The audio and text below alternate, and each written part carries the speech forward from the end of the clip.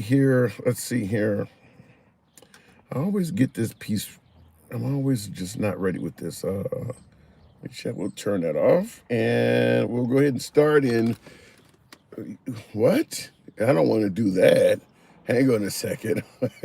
I put something where it says you must be 18. I don't want to do that. Then again, I don't give a damn. Sub only chat. What is this? I can't see what the damn thing is saying. Sometimes they can turned off. Okay. I don't need my live. If I continue confirming you meet the age requirement. Okay. All right. So apparently TikTok is now requiring, per what I just seen here by going live, they're now requiring that for you to host a live, you got to be 18 years of age or older. So I had to confirm that I'm 18. Okay, fair enough. All right, so we're going to be just doing this is just a basic live where we don't have the host of topics this time. I just want to ask you folks, simply put, we're going to be asking, are you a happy voter?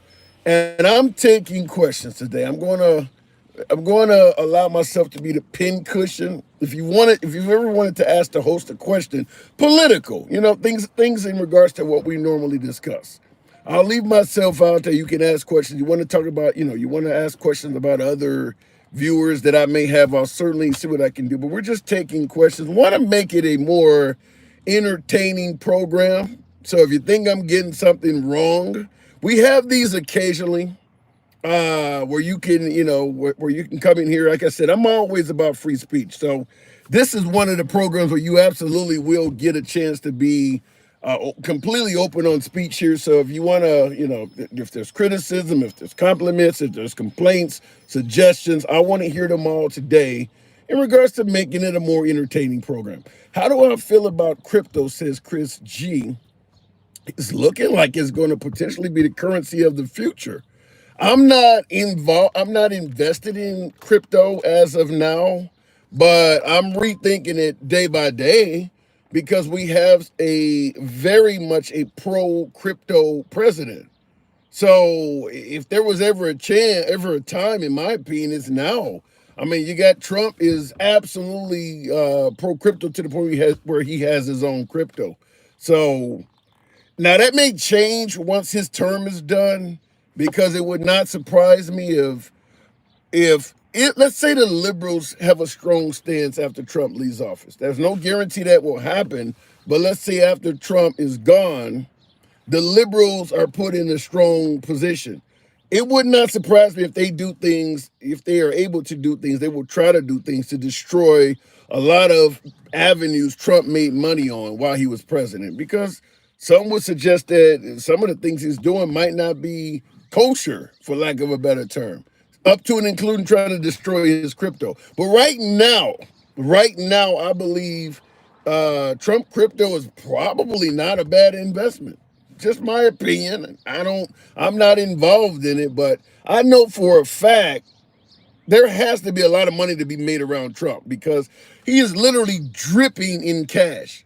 All of the big players are eager to put money in his hands. So he is dripping in cash. There has to be ways of getting involved in something that's near that guy to make money. He's dripping in it. Anyway, looking in the comments though, somebody said 0 likes. Tap the screen, smash that like button. We just started. Feel free to smash that like button on YouTube since somebody pointed that out. We haven't been live but 2 or 3 minutes. Actually 5 minutes, 49 seconds. So, but tap the screen, get the likes up. If you enjoyed civilized dialogue from all sides of the aisle, this is the right place.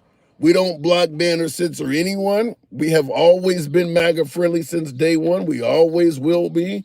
Today is no exception. And for my TikTok viewers, tap the screen, get the likes up as well. We're just taking questions. This is a basic live. I'm asking the question: are you a happy voter? Do you like the direction America's going in right now? Talking about complaints or compliments of the current administration. And of course, I'm taking those as well as a host because I want to have a more entertaining program. I gotta say it is challenging trying to keep MAGA and liberals all in one location at once. It is a very challenging thing to do. And if you notice on most social media platforms, you don't get that type of a mix very well. without somebody beating the shit out of somebody else. We don't beat the hell out of anybody on this program. We try to maintain civilized conversation between all sides, but it can be challenging because neither side wants to hear their candidate or their ideas of choice being criticized. And when you got everybody in one place, there's no way to avoid that. We're going to be critical. That's how free speech works. So looking in the comments real quick, let LOL name one without corruption, says Chris G. True, but Trump is in month 4. I would say this, even though people did not like Trump his first term, people were bitching and complaining about Trump his first term. This is different. This is different. Even the pardons. Let's talk about just the pardons. How many people is he pardoning? Damn. I mean, we're talking about yesterday he pardoned a murderer. Like, he's only in month 4. We can talk about Biden pardoning his family and shit, but that's after 4 years, not 4 months. This is different. This isn't Trump 1.0. Trump 2.0 is a whole different president. In fact, I'll tell you this, if you had stated predictions of what Trump 2.0 was going to do, if you had told people he's going to do this with the tariffs, he's going to do this with the pardons, he's going to be letting out, it would have been liberal fear-mongering.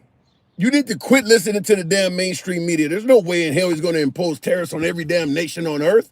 There's no way in hell he's going to be pardoning, or he's going to be, deporting kids with cancer. That shit ain't going to happen. The liberals need to quit fear-mongering. Trump 2.0 is different than the first Trump. There's no way around it. He has a lot more power, a lot more loyalty, so he is a different president. P. Diddy next says, Gary Boy. I asked that question on the video, and I'll run it by you folks, because, look, fact is, if you have celebrity status, if you have a decent amount of wealth and acquisitions, and you speak highly of Trump, you can make shit happen with him. So when someone in the comments said that P. Diddy is next, what do you think? I mean, P. Diddy was worth $1 billion before he went in.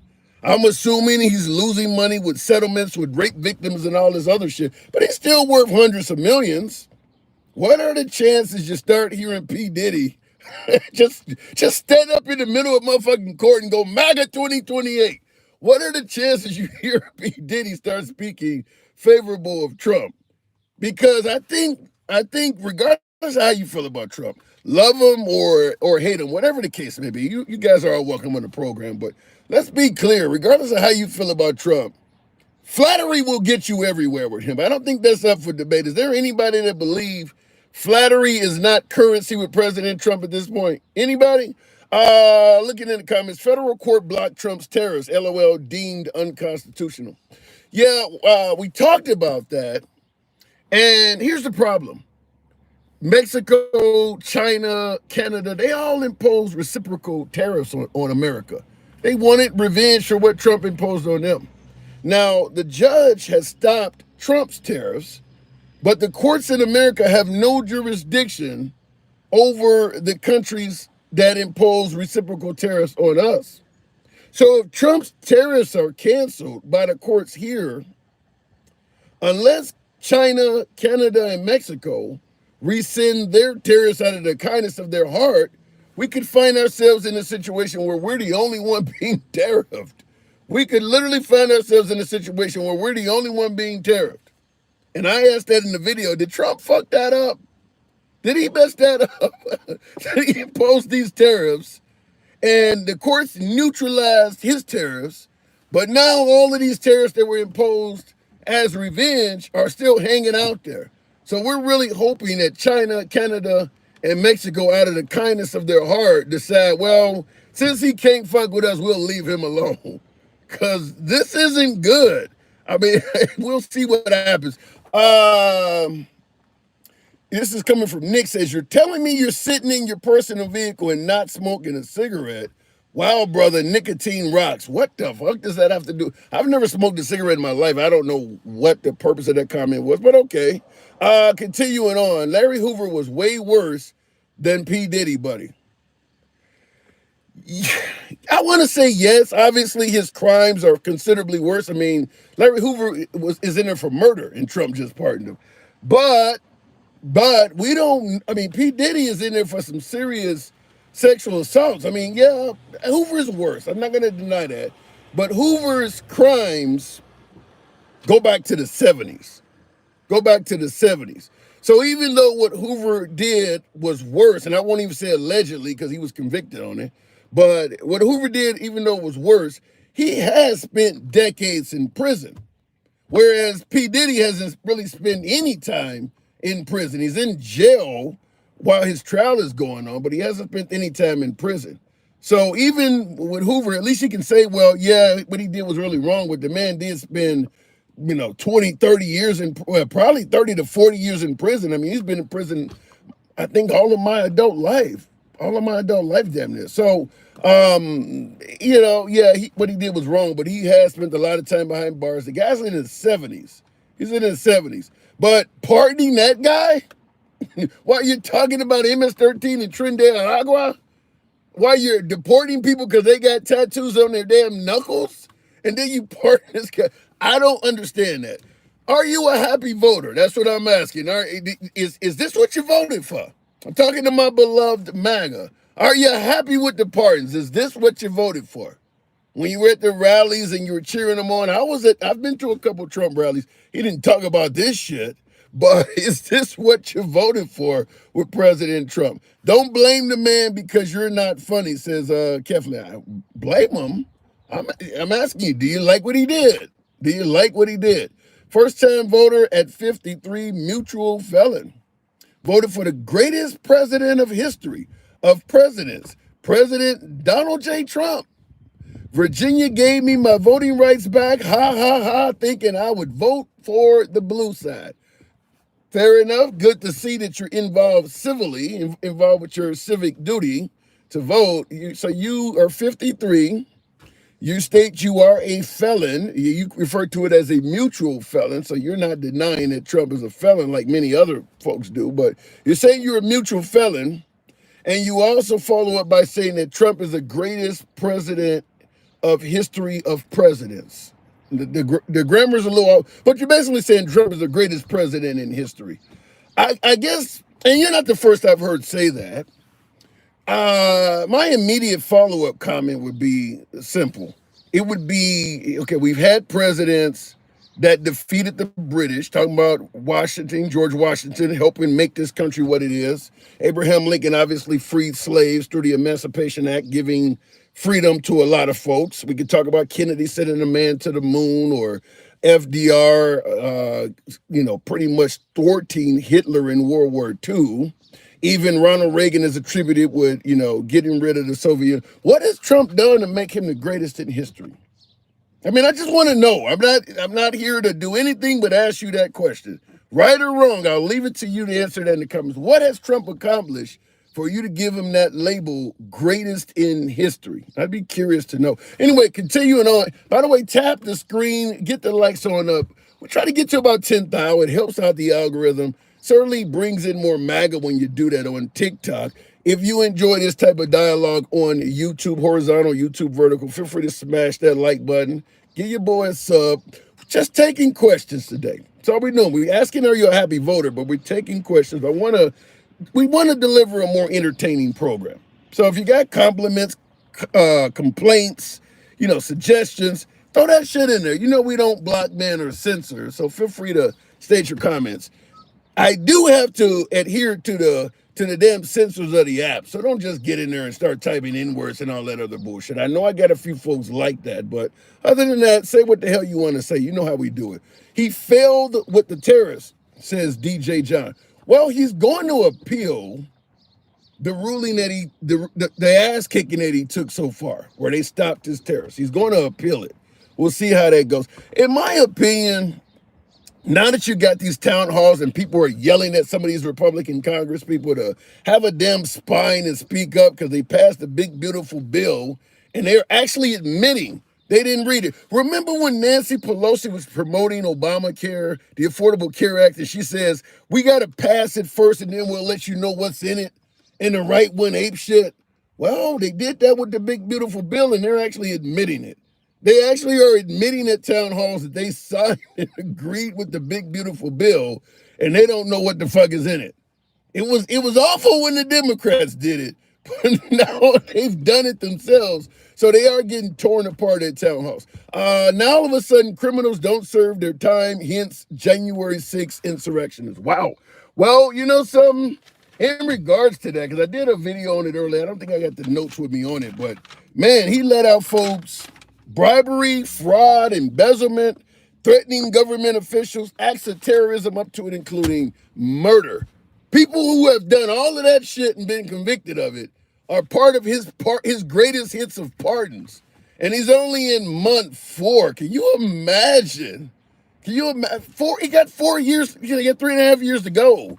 If he's done, if he's done all this in the first 4 to 5 months, you got 3.5 years to go. Can you imagine how much fun we're going to have? By the time he is done, there may not be anybody in jail. I mean, this guy is getting busy, drug dealers and shit, getting busy.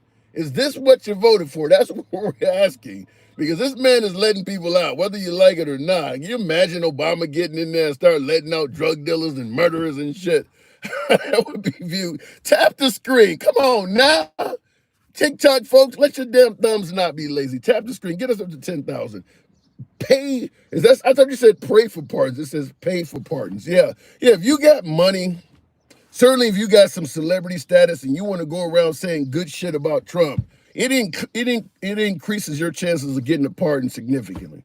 If you're well known, like somebody who is really well known, big time celebrity, and you got plenty of money and you talking about all kinds of good shit about Trump, yeah, your chances of getting a pardon are pretty damn high.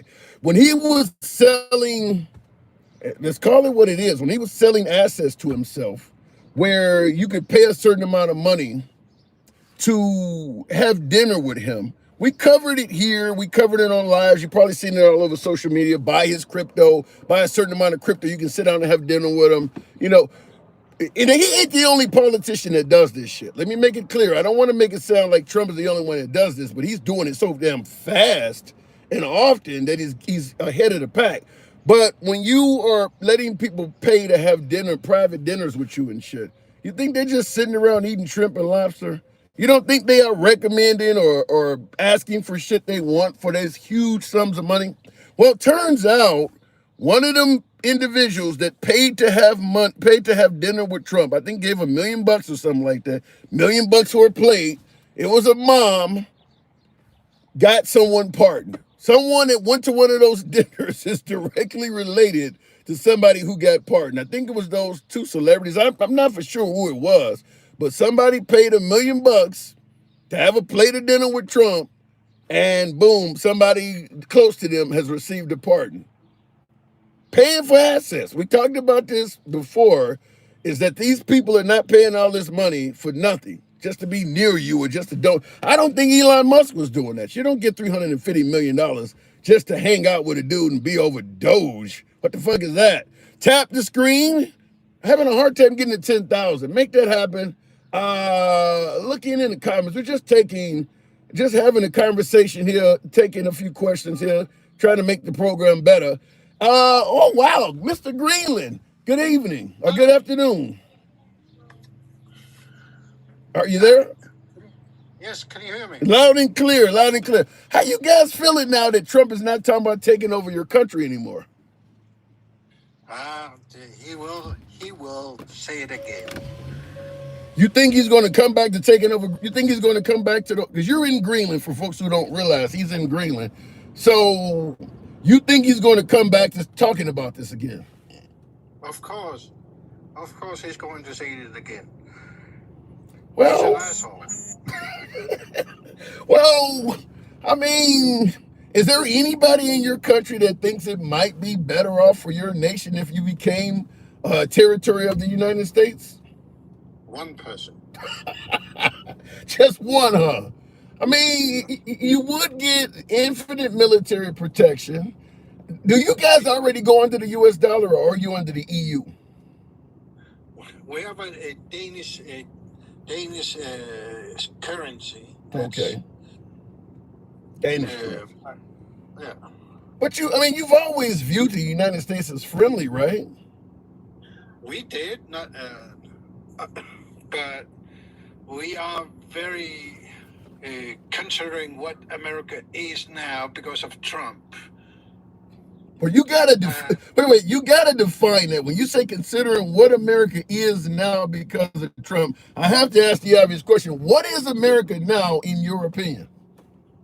okay, look back in history. What has Nazi done in Germany? They had Gestapo, and in America you have ICE. That's your Gestapo right now, and Mm. it's getting worse.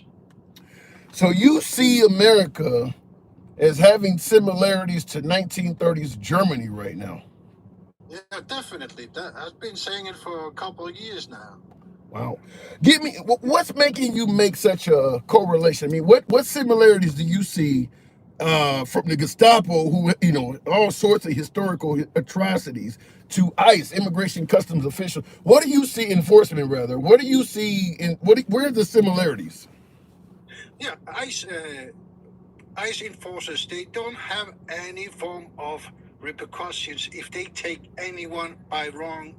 Uh, even they don't really have to follow any law if they take someone. Well, to correct you, they kind of do, but it is minimal. I mean, at this point, if they break the law, I mean, because if ICE breaks the law in America, it's going to be a federal law. And with Trump as president, yeah, I want to disagree with you somewhat, but it's going to have to be pretty egregious for Trump to say, yeah, you can go ahead and prosecute that person. So, yeah, I guess you're kind of right. If you're ICE, But you can kind of get yeah, away with whatever. like the big beautiful bill, it has gone through, and that gave Trump permission to enforce any law financially, and if he stops any prosecutor or judge to be paid, nobody can stop him. You're gonna have a dictatorship in no time if you don't find a way to stop him. Yeah. I guess one of the questions I want to ask you before we continue on is, how are you guys? You guys really pay attention to what's going on in the United States. I mean, I can tell you right off the bat, the average American don't know shit about Greenland, might not even know where to point to it on a map, other than it being a exceptionally disproportionately large landmass because of how maps are drawn. But we don't know much at all about your country yet. You know, right down to ICE and all of that stuff. I mean, is our news being broadcast there real heavily? Not heavily, but we get your news through the Danish news system, and if our news system takes it seriously, they report it. But personally, I follow what's going on everywhere in the world by news, just following the news, what's going on, so I can follow what's going on in the world. The world is getting so dangerous, and the 80-year rule is quite true. Every 80 years, it's the world forgets how war is so bad for everybody. But every huge country is preparing for it. Mm. Well, so let me ask you to you this way, because we only supposed to have Trump for 3.5 more years. Do you think the relationship between America and Greenland would mend immediately once Trump is gone? And do you think there's any permanent damage, or is this something that is just suspended while Trump is in power? It's a very, I think Trump has made sure to let us see the Republican sides of Americans are so ignorant and do not care about anyone else in the world. So we're gonna think about it, I think. But if we're gonna do business, we are still open to business, but not with an asshole. Well, I do like the fact that you opened by saying Trump has let you see what the Republican side is like. Because normally, if we do something, folks around the world say America does that. You guys seem to realize it's not America, it's just one party. So there is some hope, I suppose, for the Democrat Party in your eyes. Yeah, it, I've been telling you, your liberals are your extreme right wing, left wing politicians, Hmm. and our extreme right wing politicians are on your left side of your liberals. Wow. Yeah, America is a right wing country. Even yeah, our example in this country of what it is to be left, the Bernie Sanders, the ALCs, Elizabeth Warrens, they would be right wingers in Europe. I've heard that many times over, and that America's fairly far to the right. That yeah, our left wingers in this country are considered right wingers in other places. Yeah. Yeah. Wow. That's crazy. Well, I mean, yeah, I mean, when it comes to religion and shit like that, and our pro-life stance, I mean, I guess we are kind of far to the right from that aspect, though. But but you do see there's hope then. So you're saying the Republican Party, at the end of the day, there's hope, but you do expect Trump to try to come back to his stance on taking over Greenland. Yeah, I think it's any unpopular the way I don't know how to say it. If we see it as unpopular ways of speaking, he would do it. I Now, think for him, any bad news is still good news for him. Now you know, and I mean I don't want to disrespect your nation or your people, but you know, if we want, you can't stop us from taking over your country. So I'm going to ask you: have you guys done anything under the at least expectation or maybe prediction that Trump may follow through on this? Have you guys tried to beef up defenses or anything? I mean, you really can't stop America, and we have bases already there. But have you done Yeah. anything?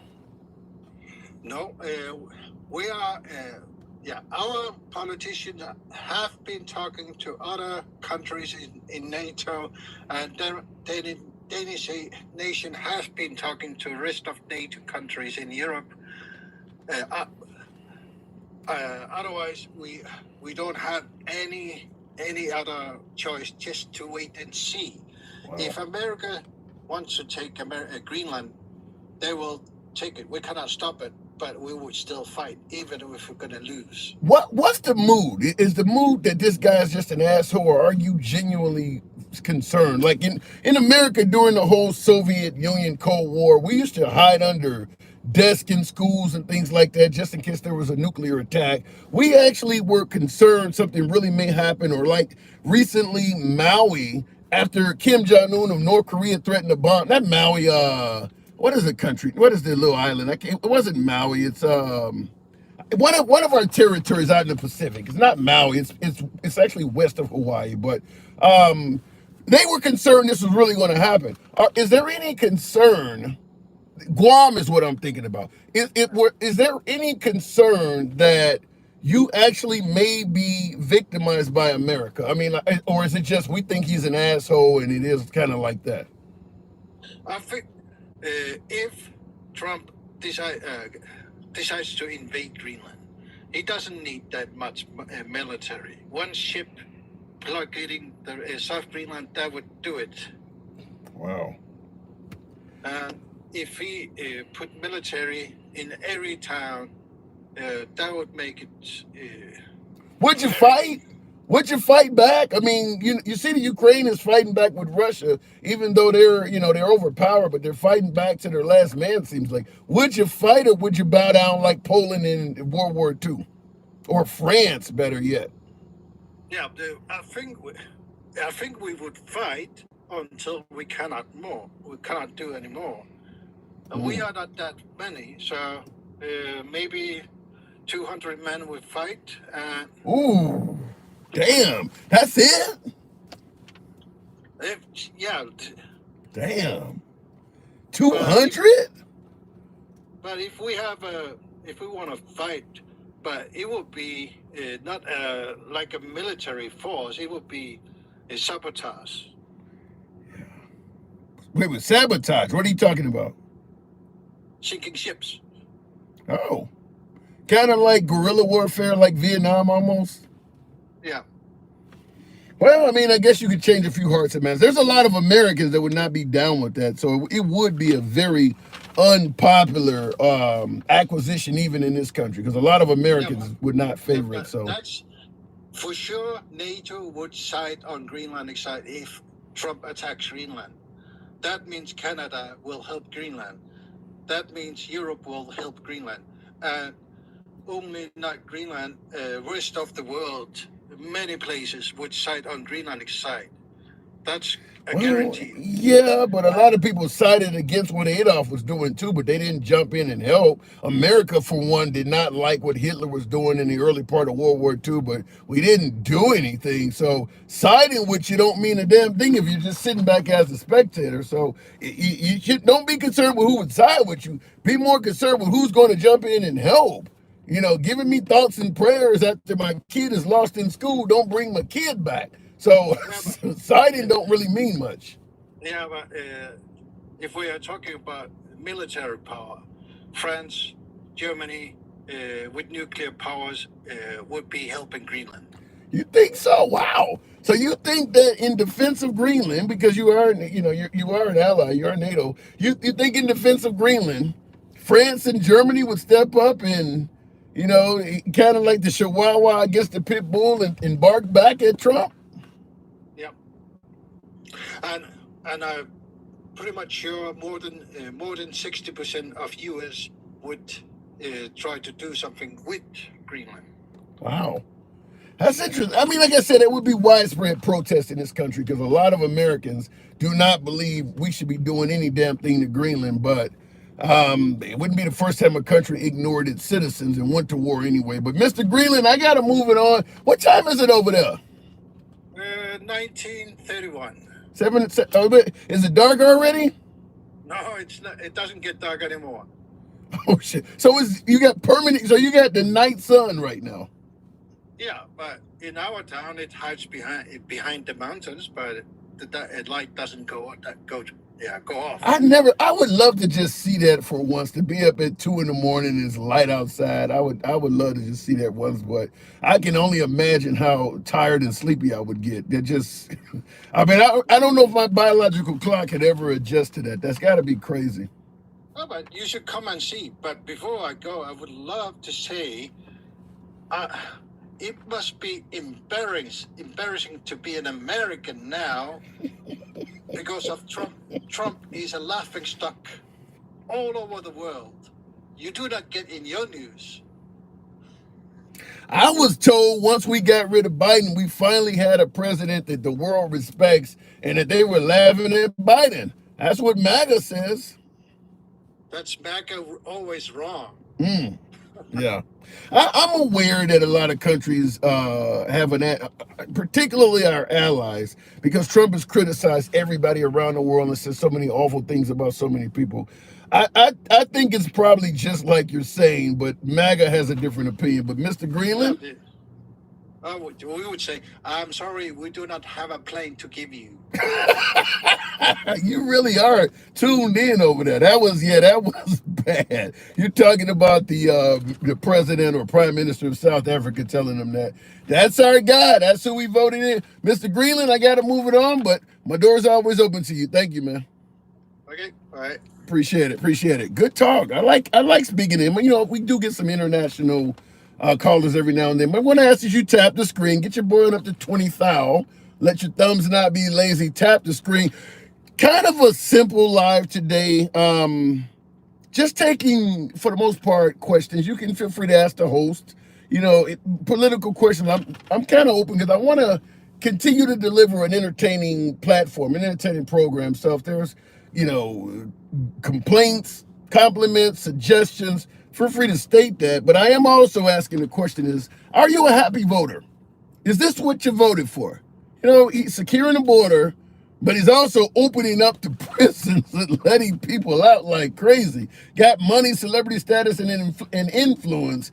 You can get out no matter what. We're talking folks being pardoned that have been convicted of bribery, fraud, embezzlement, threatening government officials, acts of terrorism, murder. I mean, anybody. It's a big tent camp under the MAGA umbrella. If you got the right finances, you know how to talk, you know how to promote Trump, you know how to speak favorable to the guy, good chance of getting out.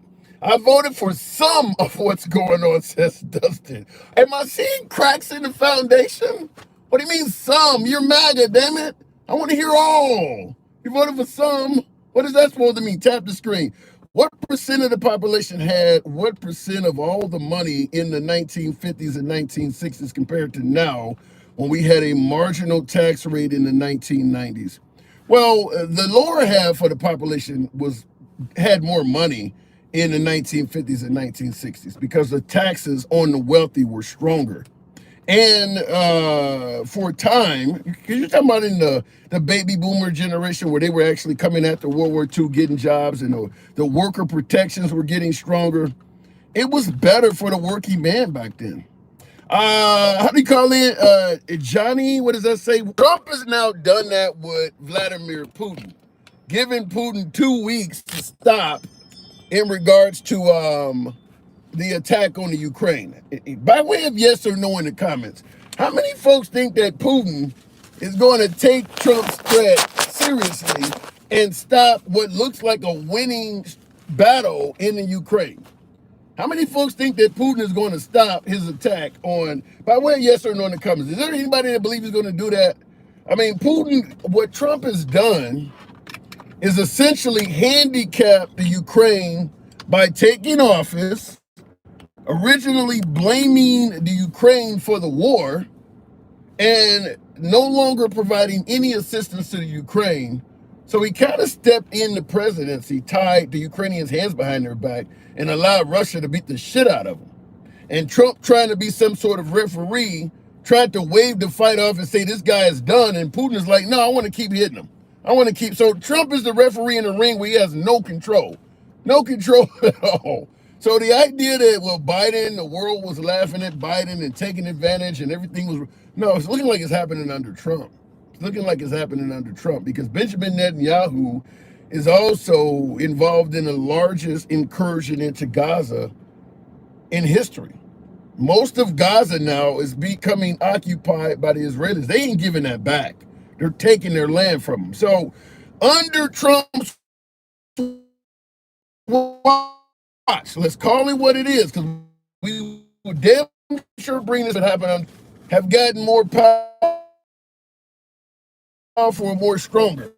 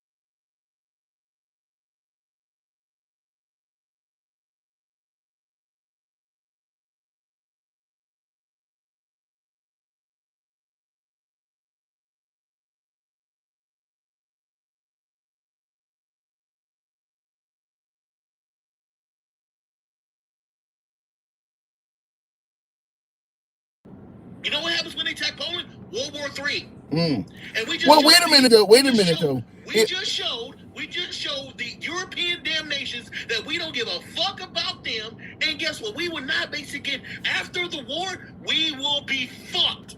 But wait a minute. What about the notion that if they do attack Poland, and Trump decides for some reason Poland is the reason they got attacked, they were out of hand and they deserved it. If they do attack Poland, no matter if basically Trump is to support them or not, boots are on the ground. Boots are on the ground. I'm literally going like this. That means basically a bunch of 18-year-olds is going to lose their life for something that basically could have been prevented by just doing what we agreed upon. I'm literally saying this. Y'all saying, oh, dude's going like, oh, he's voted blue. Dude, I am a no party. Please, there are 375 parties in if Russia attacks, hold on, you do believe if Russia attacks Poland, Trump adhere to NATO, to Article 5 or whatever, and he would actually get involved? And if he does look up is damn near factual, you can deal. That's how we got basically Savannah to do finish that with your damn child, because most of y'all can't read past a 5th grade level with your dumb ass. So how do you, I mean, so how do you, I mean, just to correct this, that really do feel like what's happening in the nation should be reason to death and the man canceled on him. Reason to death and the man canceled on him. Walking up and down, ain't this walking up and down, ain't this the same maggots that still say that? Don't learn American history from Hulk Hogan's bitch ass.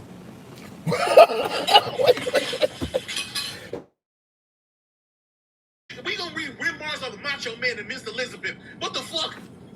Miss Elizabeth was a cutie though. Maybe the Undertaker got his autobiography out yet, because I've been trying to wait for that read. Miss Elizabeth may she rest her soul. Miss Elizabeth was a cutie though.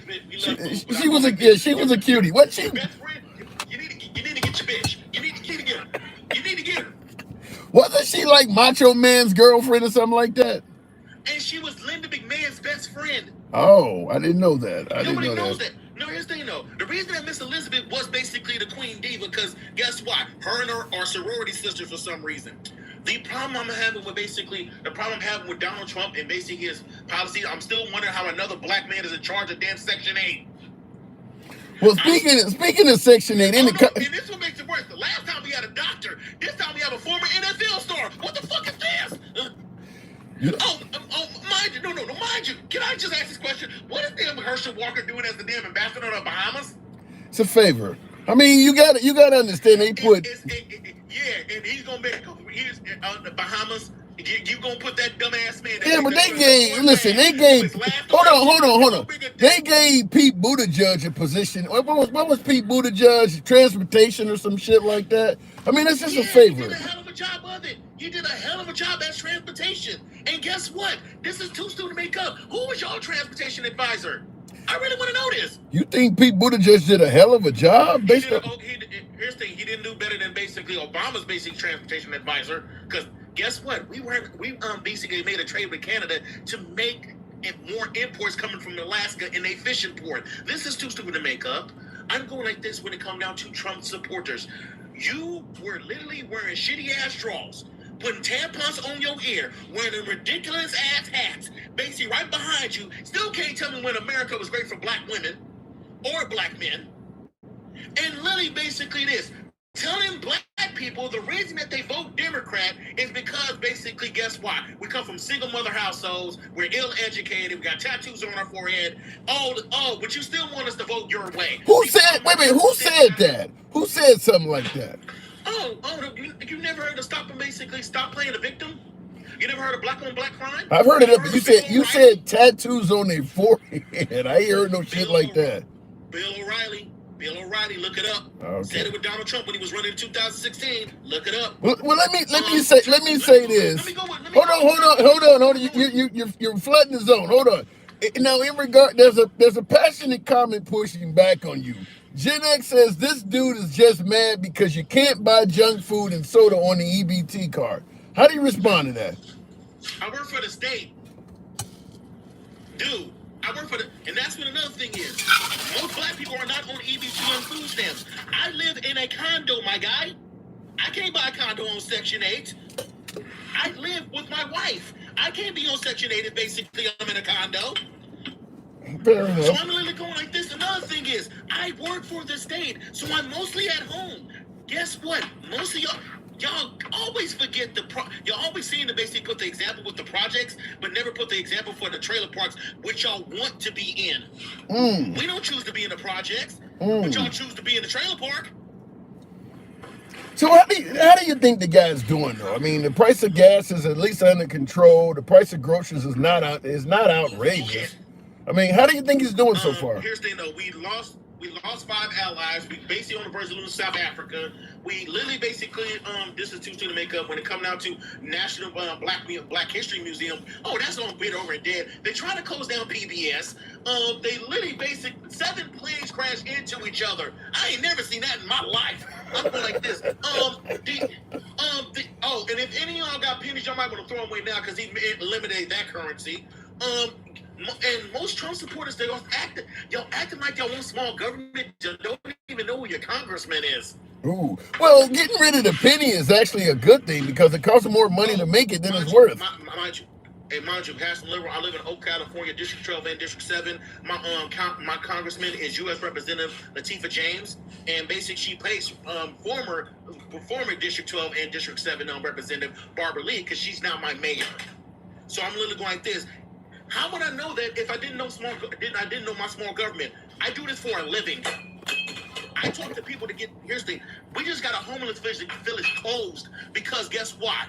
We had Gavin Newsom fund us to basically close at least 3 homeless shelters, 3 basically damn homeless villages, 3 basically prostitution rings in East 12th and East 16th. I'm going like this. How would I know this if I didn't talk to my councilman, my congressman, my alderman, my mayor, my former mayor, Shingan Mutao, or basically or the former mayor, Michelle Kwan? But still has a little political power. I'm going like this though. Here's the thing. People basically say, oh, he comes from California. No. Here's the thing though. You need California because we are a federal bank. Yeah, with all your banks like Bank of America and Wells Fargo. You basically are Silicon Valley, and also most of your technology and your food comes through us. There's no red state that's better than California. We're the only state that can survive on its own. But a lot of your people leaving because it's misran apparently. The reason that basically people leaving, let me clear that up right quick. The reason that people leaving because guess what? Even though San Francisco and Oakland and Los Angeles raised up their minimum wage to $15, $16, and $18 an hour, it's still basically the slumlords. Since Trump took off the renter's cap, many people are getting kicked out of the houses because they can't afford rent. They can charge. But here's the thing: for my little ass condo, I'm paying $1,700 for a no bedroom. People are getting priced out. That's what the reason is. For people that say that homelessness is started from addiction and drug abuse, no, it's not. It's basically people that's either getting away from basically domestic violence relationships or, my personal favorite, slumlords evicting on false pretenses of people that are working class citizens. They just raised up the rent about, 3 times as much as basically the house is actually worth. Wow. To basically drive up the prices and gentrify the area, which is close to basically Lake Merritt or the San Francisco Bay. And like you gotta realize, if you can see a body of water right next to your basically house, that's considered as waterfront property in California. Yeah. Cali ain't no joke, but I gotta move it on, Black Wing. You do live in one of the most expensive places. I love coming out there, but yeah, it ain't cheap to live there. Black Wing, thank you. All right, moving on with the show. By the way, tap the screen. Get your boy on up to about 40,000. We can certainly make that happen. Over 300 of you in here.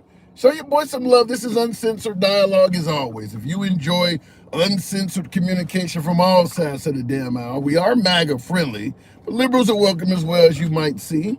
We don't block, ban, or censor anyone. We go left of Bernie Sanders to I'm having dinner with Q. If you enjoy this type of dialogue, show your boy some love. Give me a follow on TikTok. Feel free to sub on YouTube. Everyone I know in Oakland, we all got rich together. This caller is a faked oppressed majority. What is an oppressed majority? How is he the majority? I grew up hearing it's not Trump. It's the last 30 years, and it's definitely real estate.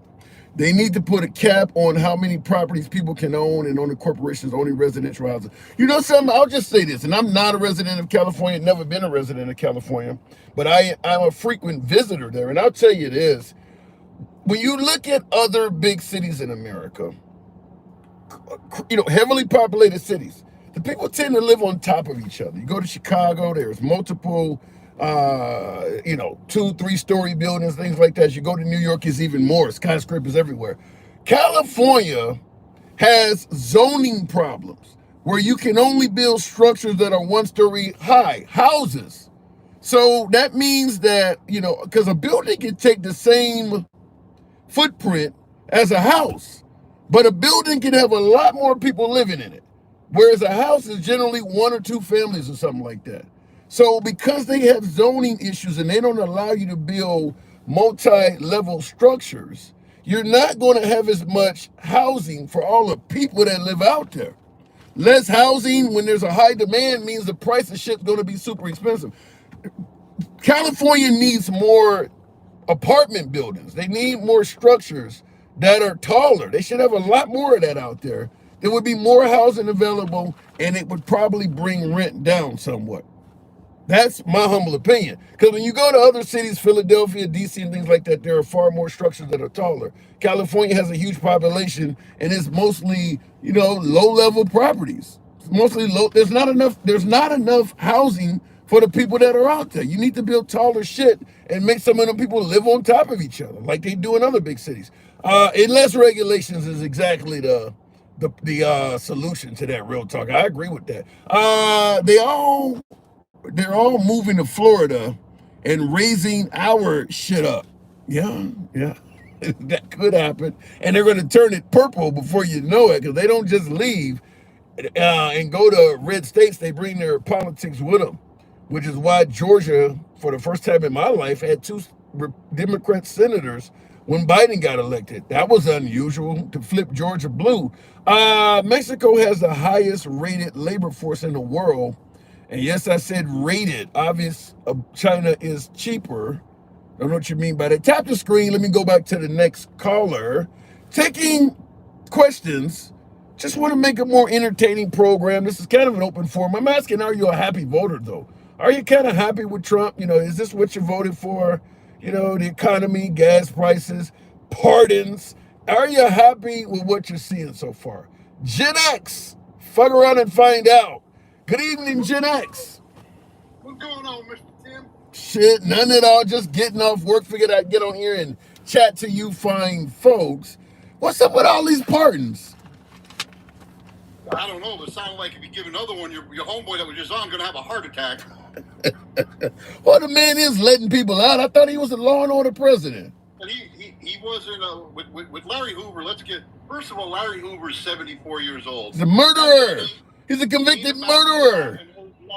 He's a convicted. Second of all, they ain't letting him out, Tim. They commuted his sentence. What that means is they take him out of federal custody and they put him in the Illinois state system. He's got over 200 years left to serve in Illinois.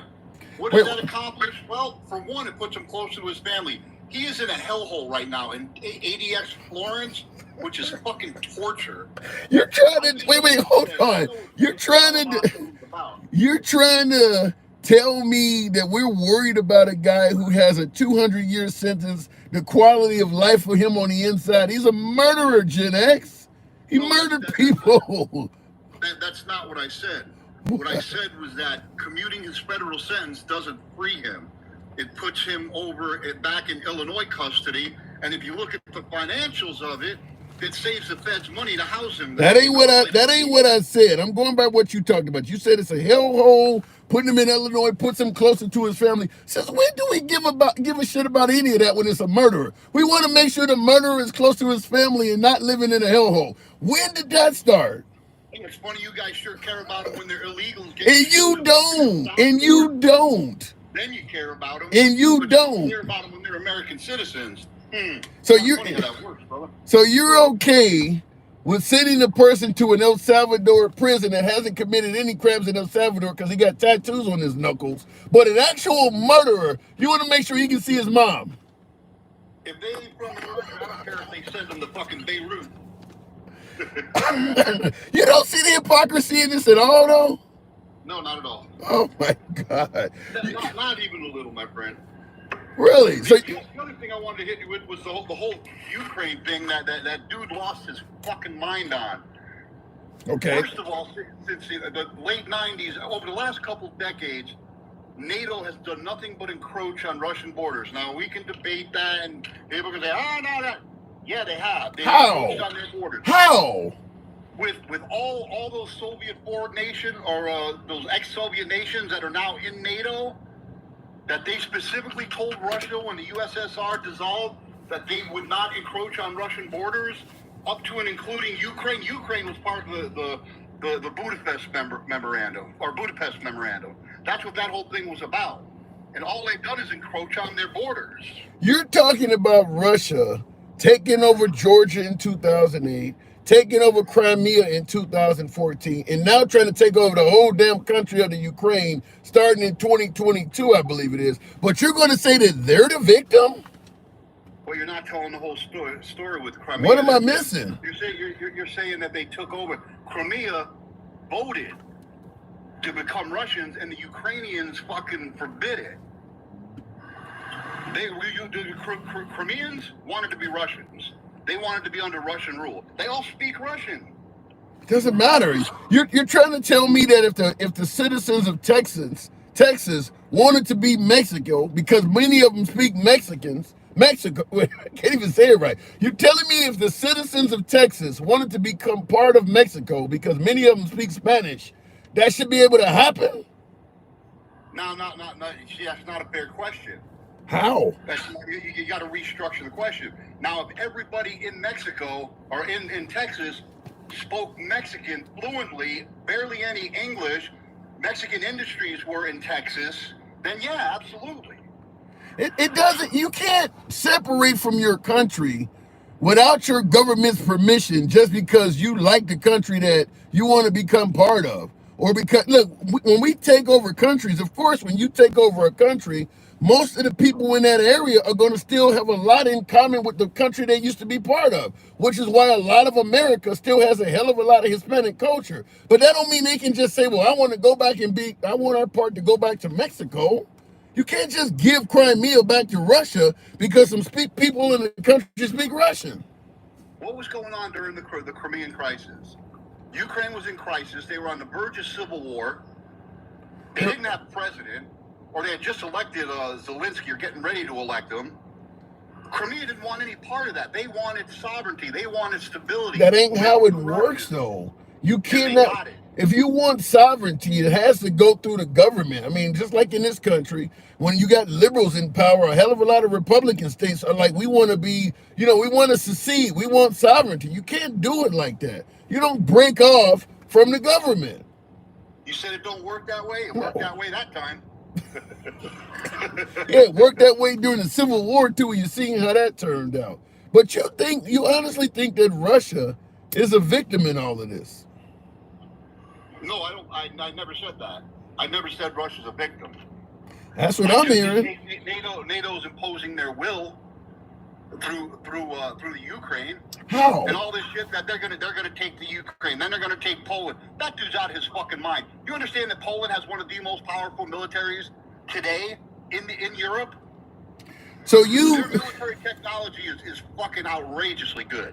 So you don't believe that if Russia beats the Ukraine, they're going to continue on with any other country? Not a chance. But yet all the countries that are in, go ahead. Yeah, but yet all the countries on the ground in the region all disagree with you. Every country over there believes that Russia's going to go beyond. Belarus don't disagree. Belarus is damn near part of Russia. They're an ally. You just made it black or white. It's not black or white. There's some gray in there. Give me another country other than Belarus. Because right now Russia's using Belarus as territory to launch attacks on the Ukraine. They're that close. Give me another country in that region other than Belarus that don't think Trump is going to continue attacking people.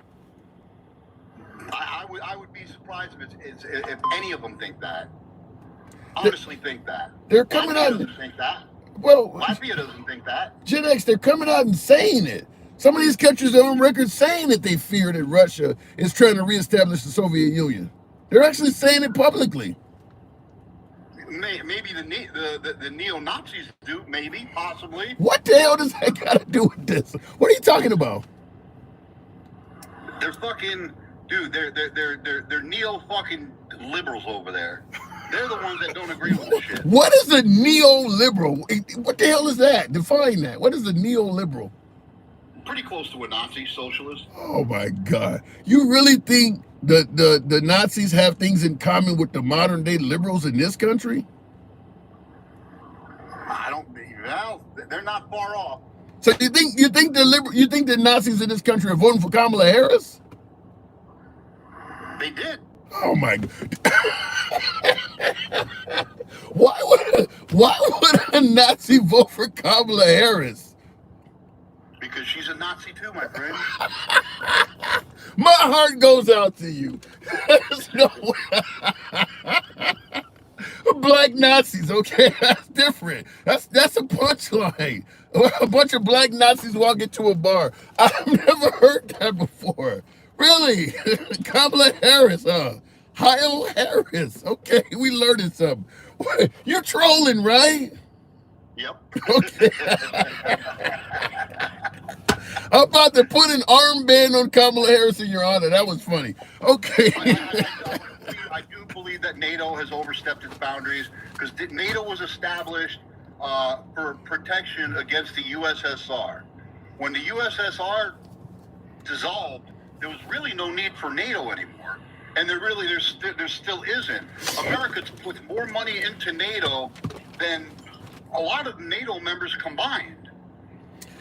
If NATO dissolved and America, became a nationalist country that focuses only on itself, we would be a lot poorer. The reason why we're so wealthy and all of this shit is because we do exploit, we do get involved in everybody's business, and we take our little cut out of all kinds of transactions and deals. If we do what Trump is saying, only focus on America and stop getting involved in overseas events, you're just going to open up the door to countries like China or Russia or Iran or somebody else to do what we have done, and they're going to become the superpower. So I agree with you that maybe we need to get out of some of these events, but at the same time, we all like the lifestyle we're living, and it's because of that stuff. So in other words, do as we say and not as we do? I would be more along the lines of just admit the truth, admit what we're doing. While it's not always the best thing to do, is the reason why we're able to put food on the table for our families and live a cushy life that we do. It's because of our international involvement. I mean, half of the countries south of the border that we're bitching about this invasion and them coming here, half of them countries that are coming here is because we don't fucked up their country with our involvement, how we don't exploited their people and all of that stuff. It's us messing their countries up. Another great point why we shouldn't even be fucking over there involved. Let Europe deal with Europe. They survived for centuries before we came along. They'll survive centuries after we're gone. Would you be okay with the US dollar no longer being the international standard? I don't know that that's possible. It is if you do what you're talking about. No, I wouldn't be all right with that, but I don't know that that's possible. I don't think it's possible. If we take a back seat and step back, those other countries like China are going to step up and do everything they can. I mean, China's buying half of Africa right now. They would love to do it in Europe. I mean, if we take a step back, somebody's going to fill that void, and they're not just going to leave that like that. I didn't say we shouldn't be involved with the economics, world economics, global economics. What I'm saying is we shouldn't push our military fucking will. We shouldn't back NATO to push their military will against Russia. I don't think it's wise. I think it's dumb. I think they're playing with fire, and I really hope Trump doesn't do something fucking stupid. I really hope he doesn't do something stupid.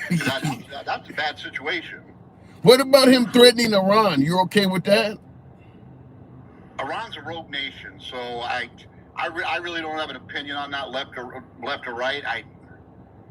I don't know. I'm going to sit back and just watch that. Oh, Russia ain't fucking around. What do you Russia's mean? a fucking around to find out country. What do you mean by Iran is a rogue nation? The rogue nation. They fucking back terrorist organizations. They back Hezbollah. They back Hamas. They sink millions and millions of dollars into terrorist organizations that What do you think? to do nothing but destroy Israel and the Western world. Gen They X, don't like it. Gen X, what do you think we do? I mean, Trump, the leader of Syria, before Trump became president, we had like a $10 million bounty on his head. He was a very highly wanted terrorist. Trump's on TV shaking his hand now. What do you think we do? I mean, huh? The exact same thing. Right. The exact same thing, and I'm not claiming it's right, Tim. I won't ever say it's right. Okay. All right. But So at some point, we got to jump off the bandwagon and man, let them fucking sort that shit out. Let them figure it out. you're not going to jump off the bandwagon while you're on TV. You're not going to jump off the bandwagon while you're on TV bragging about how you should be able to take a jet from countries that's deeply involved in that shit. You ain't gonna get that with Trump. You might get it with a leader in the future, but Trump ain't the guy. He is knee deep in that shit. He'll work with the terrorists all day, every day, if they look out for him. Give me an example.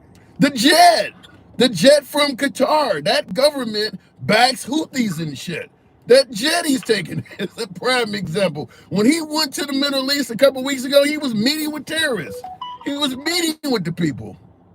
So you mean to tell me, if your worst enemy in this world, Tim, somebody you just don't like, you grew up with hating, drove up to you with a brand new shiny Lincoln Continental, drop tinted windows with a system, and then said, "Here, Tim, you know what? I've been thinking about this. You go ahead and take this and roll with it. I got another one." Do I have? Yeah, I got an easy answer for that. It would be one thing if I'm sitting around homeless and he pull up next to me while I'm pushing the shopping cart. But if I got Trump's money where I don't need it, no, I probably wouldn't take it. Trump don't need this shit. It's just greed. He don't need any of that. He's doing it for greed. Greed is good sometimes. Oh my God. I gotta go. If you offer me a jet, I'm taking it. If you offer me a house, I'm taking it. You offer me anything of substantial value that I can't already get, I'm going to take it. Why wouldn't I? That's just dumb. You sound like somebody who could be bribed, if you ask me. If you on television saying, why would I turn down items of value? Well, shit, we know he can be bought. We know he don't turn down stuff. Tim, I'm not beyond saying I could be bribed, because I could be bribed in a heartbeat. Whatever happened to draining the swamp? Now, sometimes you got to fight fire with fire, man. Are we just making up shit to make this guy look good? Because he promised not to be like this. Like I said, sometimes you got to fight fire with fire. How about sometimes you got to actually adhere to your campaign promise? You were going to drain the swamp, not make up excuses why you need to get in the swamp. I'd say he's done a pretty good job, or he's doing a pretty good job of draining the swamp with all these indictments coming down the pipe, closing up all these fucking overseas bullshit charities who Dozier's doing a hell of a job. He's pardoning. They're doing a hell of a job. He's pardoning murderers, Gen X. He didn't pardon. He commuted. There's a difference. There's a difference. How about this? How about this? He's siding with murderers. He gave that murderer as much help as he could possibly give. Only the state has control over it now. He essentially freed him from the reins of the federal government. He's not going free, man. That's my point. Larry Hoover's not going free. He's going to probably another maximum security facility in Illinois. If I was a gambling man, I'd say he's probably going to max in Illinois. But who knows? Maybe they'll put him in a closed security or a medium security because of his age. What about the ones that beat up cops on January 6th? You think they should be pardoned too? Yeah, because they were set up. We've already been over this. How could I set you up to beat up a cop? What I do? Control your hands like you a puppet? Yeah, basically they did fucking control them dudes like puppets. Yep, absolutely, 100%. They had a lot of agitators in there, a lot of federal agents in there with them. That whole shit's coming to a head. Gen X, you a Gen X, you a grown ass man. You are responsible for your actions. Nobody should be able to agitate you to beat up a damn cop. How do you blame that on somebody else? And that's exactly right. Nobody can agitate me to beat up a cop because I got a little bit more common sense. People are different. Not everybody's like you, and not everybody's like me. You know what I mean? You can push and provoke people to do some stupid shit. So what are they, mentally ill? What's that? What are they, mentally ill? They just don't make great decisions. And you're gonna pardon that? But when they were set up, absolutely. How do you? I don't get how you were set up to beat the hell out of a cop. How does somebody set you up to make you do that? First of all, the cops were macing them. They didn't throw the first punch. The cops were macing them, and all hell broke loose.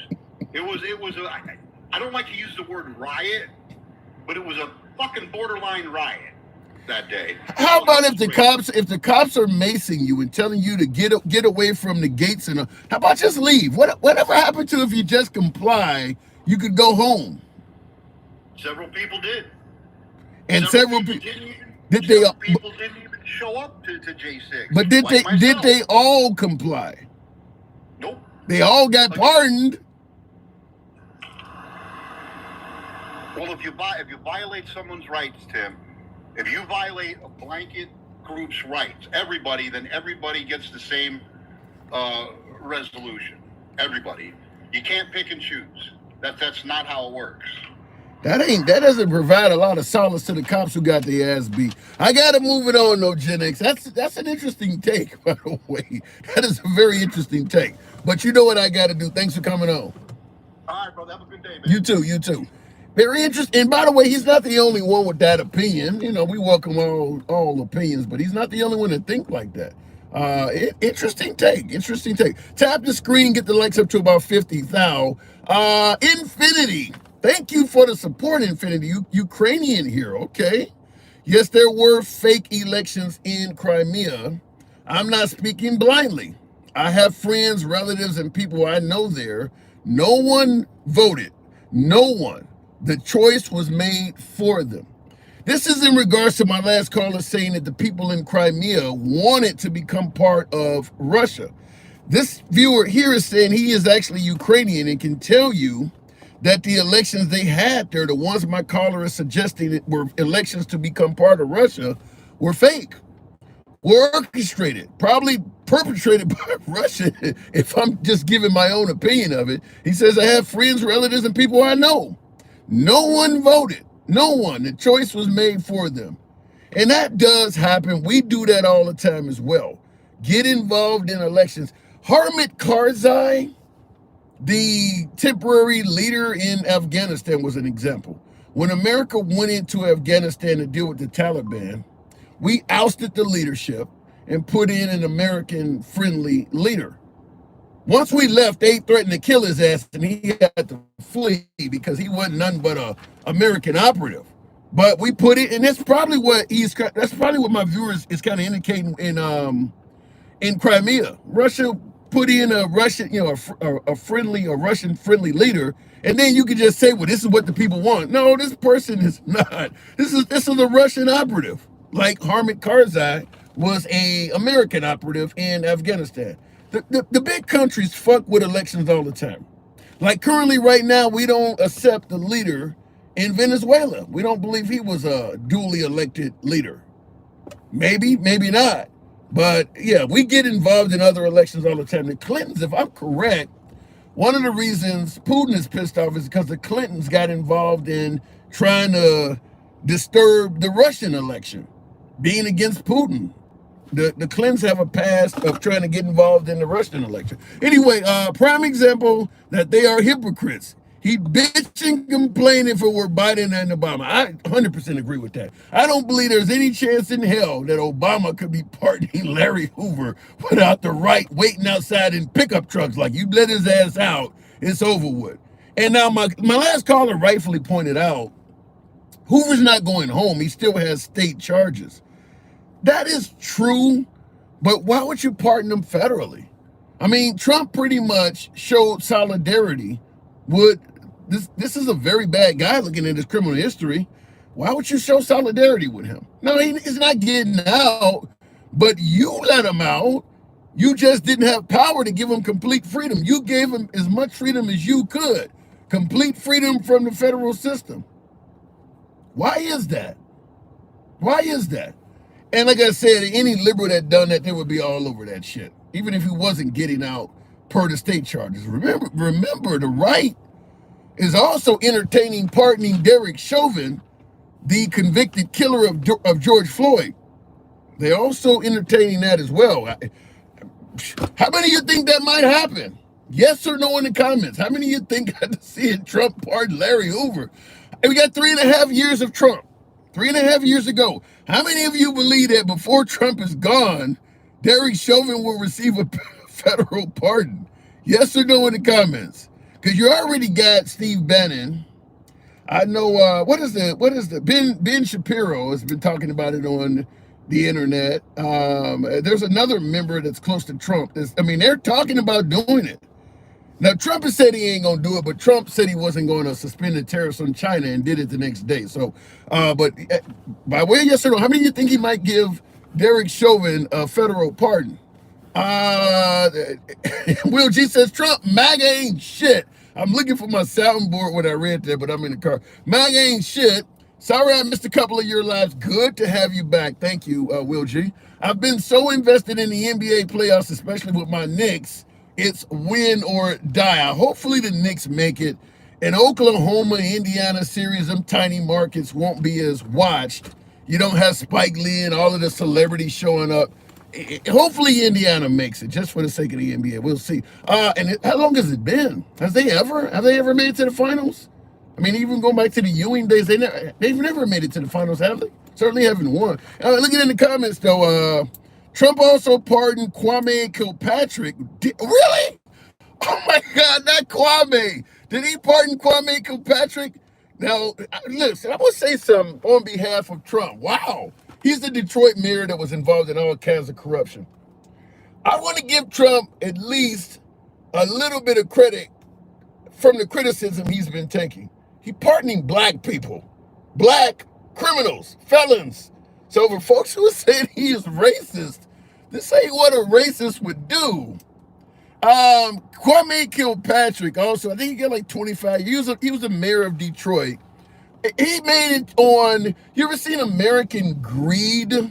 The show that comes on CNBC where they premiere all kinds of Americans like the Bernie Madoffs and shit. He was on there, so you know he was getting paid illegally. But Trump pardoned Kwame Kilpatrick. Damn. This motherfucker look like he just going through the criminal phone book like, let's find somebody to piss him off tomorrow. Wow. Unbelievable. I think he's going to go down in history. And we well beyond Biden pardoning his family already. We're in month 4 and he's doing this shit. Can you imagine 3.5 years of this?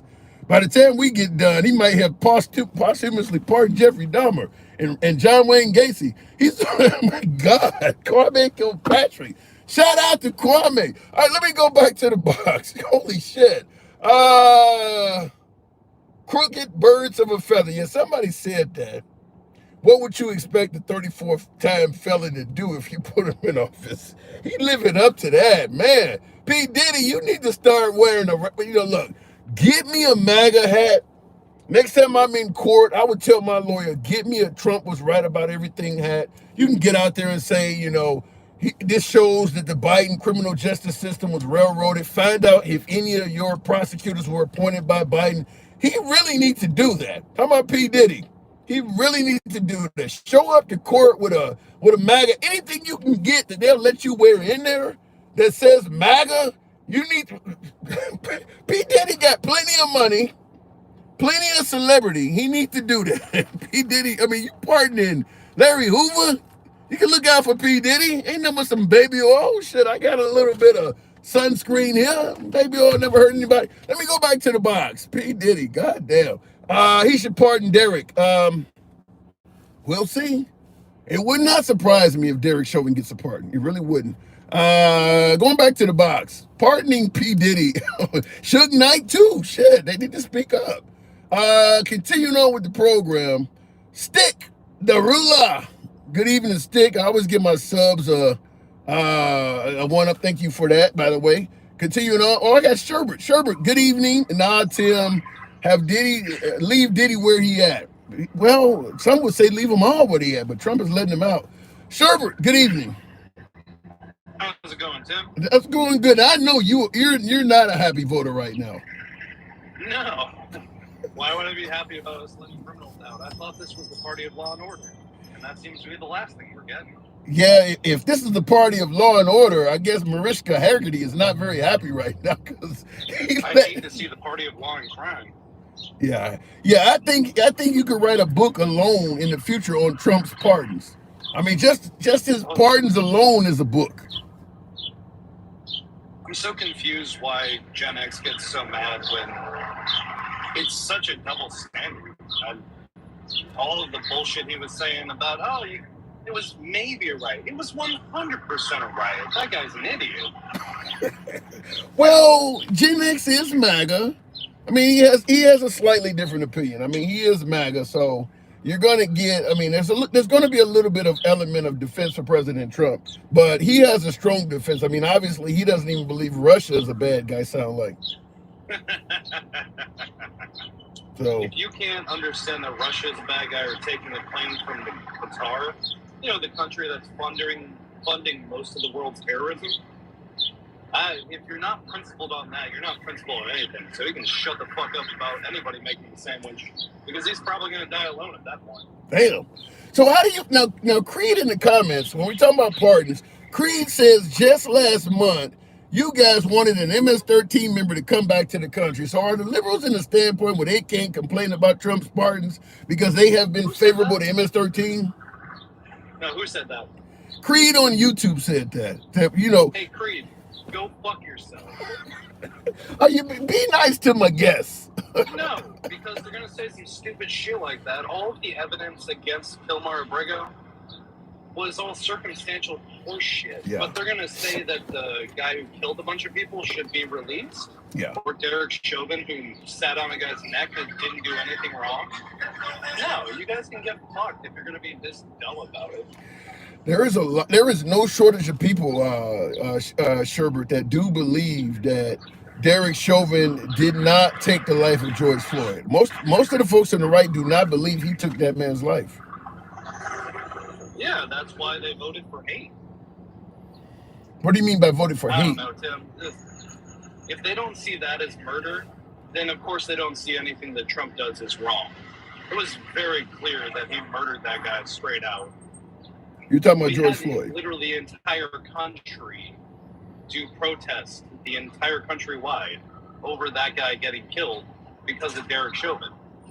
Yeah. How would you ever say he didn't kill that guy? And if you do, maybe you might need that, cognitive test that Trump keeps taking. Well, they're suggesting that he had fentanyl in his system. Maybe he was so what? The COVID. He deserves to die because he has fentanyl in his system? No. They're saying I thought we were supposed to be saving the lives. I thought we were saving the babies, but no, that guy didn't get murdered. Everything's fine. Well, they're saying that maybe he was dying of COVID or he had an enlarged heart. I've heard a lot of different stories other than that knee on the neck. That's utter horseshit, Tim, and you know it. I wish that's where they're calling you fluffy because you're not pushing back against these people that hard. I heard you pushing back against Gen X a little bit, but Jesus Christ, you can't admit that guy was murdered? No. Or that it was a full-on riot at the Capitol? No, they don't believe it. No, they believe, you heard him say he believes that them folks were duped or were set up on January 6th. Well, you better be pretty retarded to get duped that hard over literal nonsense. Yeah. So these are the people I will never be friends with, Tim. I can't hang out with them. If I find out they were either at January 6th or said it wasn't even a riot, it was a peaceful protest, I'm walking away or punching them in the head. There's really no other option here. Well, wait a minute. You're going to say I'm fluffing here, but let's be real. Most of the folks who showed up on January 6th were not violent protesters. The ones that Trump, Giuliani, and Bannon and Don Jr. spoke to on the front of the line did not make the walk to the Capitol building. Most of the protesters on January 6th, they were nonviolent. I don't care, unfortunately. Because if they got duped by this man just saying it was stolen, it was taken, and you feel like you got to go all the way to the Capitol for that with zero evidence, well, you're going to get duped into buying a bridge to nowhere. Well, how do you respond? Now, Beatnik Farmer in the comments says, I wish I could have taken a White House tour that day on January 6th. How do you respond to folks who say, listen, it was just a tour? It's really dumb because we have video evidence of it. It's one of the most filmed things ever. Yeah. And if you're just saying, no, there was just a tour, you clearly don't understand what happened there. If you're so willfully ignorant of that, I can't trust you to make basic decisions. You probably shouldn't have a driver's license. Damn. If you're willing to say that. Damn. Now, in the comments, Will G says, Elon must smell like shit. He says, as we predicted, Elon departs. Yeah, Will G don't play around. He says Elon is departing from Trump. You know, he's leaving by way of Doge, probably to save Tesla. But he says, but not without ROI. All the department investigations on his companies have disappeared. However, he isn't pleased with the big, beautiful bill. What do you think is sparking Elon to just say I'm out? It was a job complete. Time to exit the war when he's already, gotten rid of all those investigations and made, $100 billion more over this last 4 months. If I could make $100 billion in 4 months, I'd go fuck off to the Caribbean, honestly. Wow. So you basically said it was a big grift. Tim, I'm asking. Is that really even a question? I mean, that's what you said. It was a big grift. That's why they wanted to give Starlink the airport job or the contract to replace all the communication systems. It's all a big grift. They just wanted to come in and steal. There's no way around it. Anybody that's saying otherwise can get burned in hell right now. Damn, you're rough. I guess the thing is, folks, we voted Trump in because, unlike these other politicians, he came with his own money, allegedly $15 billion. He didn't need our money, wasn't taking his salary. So we voted him in because finally we could have someone we could trust that wasn't there on a take. No. They voted him because they love Andrew Tate and that whole personality cult. Those are the same people that would be the top G. They don't care. They just want to go with the personality cult, Tim. I'm tired of you saying we voted. I didn't vote against him. I know you didn't vote for him. America. I care. America voted for Trump. I get that, and I understand when they said that, I didn't vote for Biden. He's not my president, and I'm feeling the exact same way. Fair enough.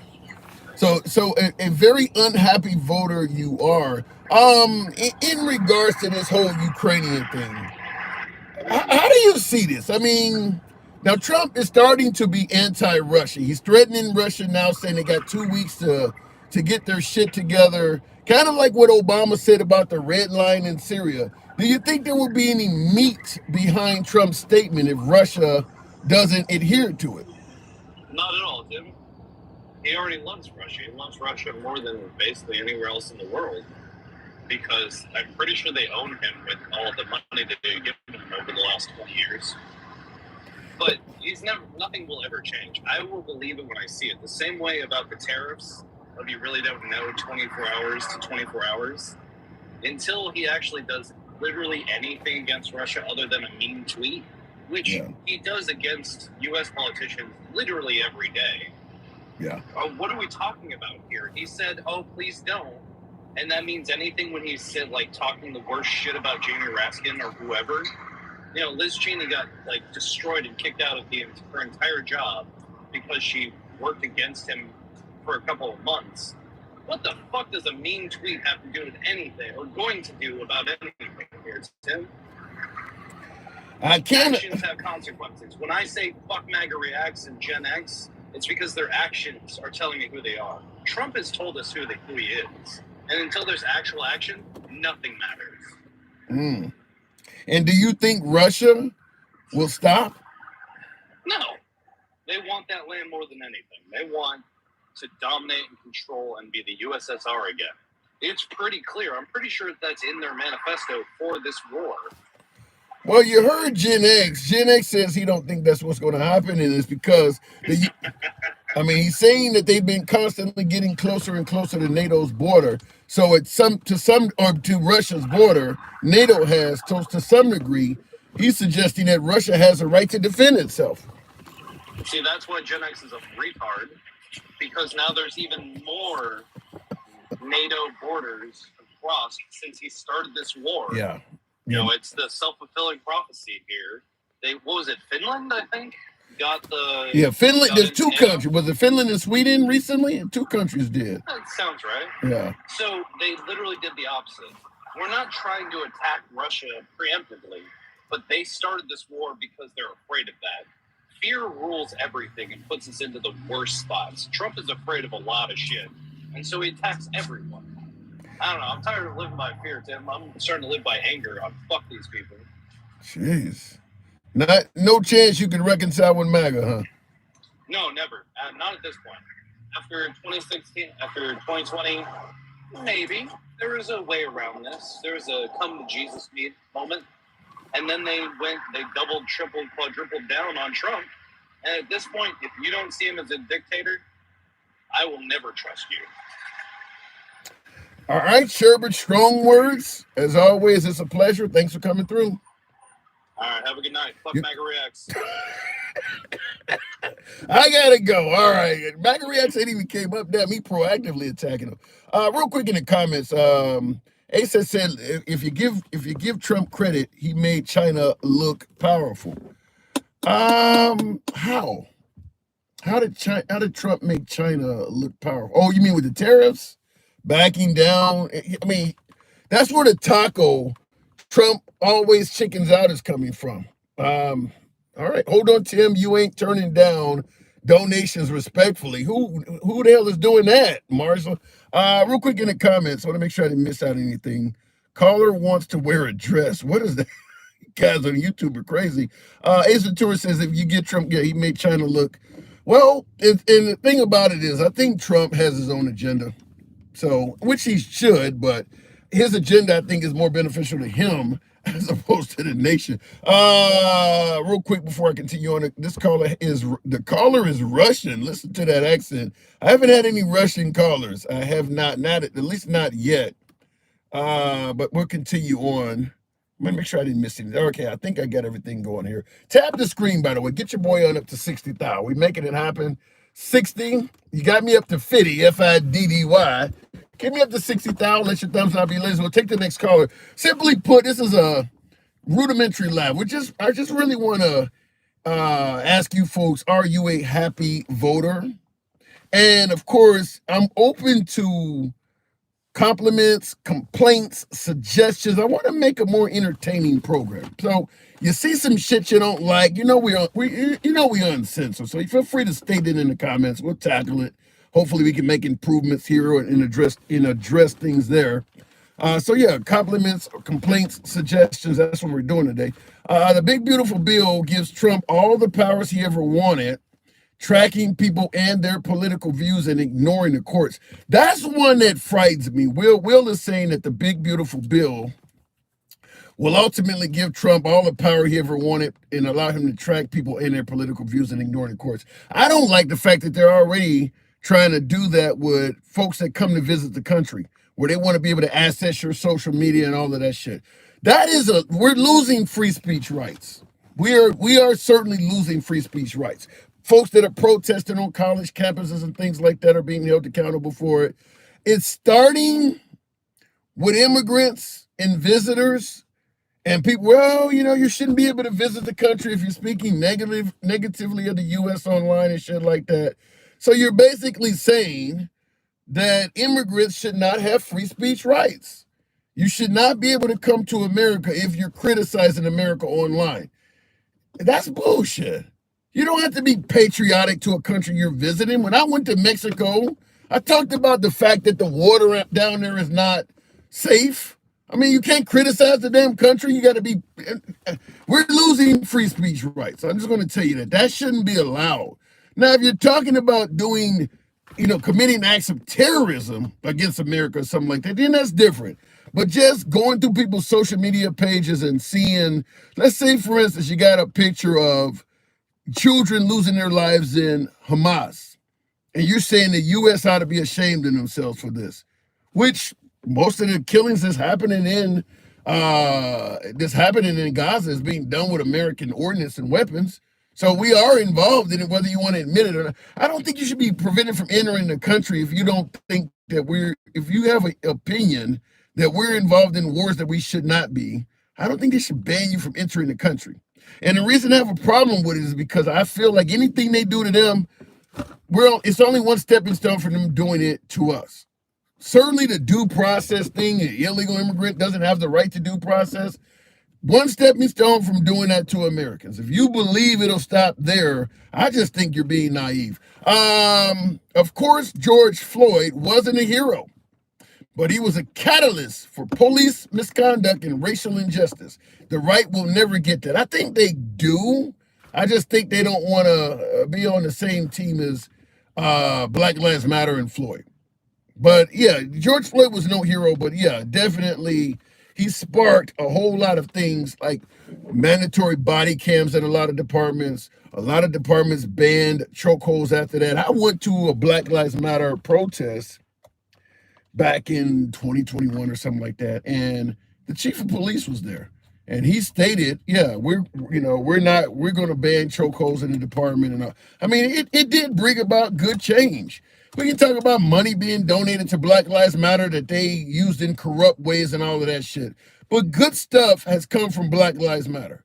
A lot of families, including George Floyd's, have gotten justice that they would not have received if Black Lives Matter didn't exist.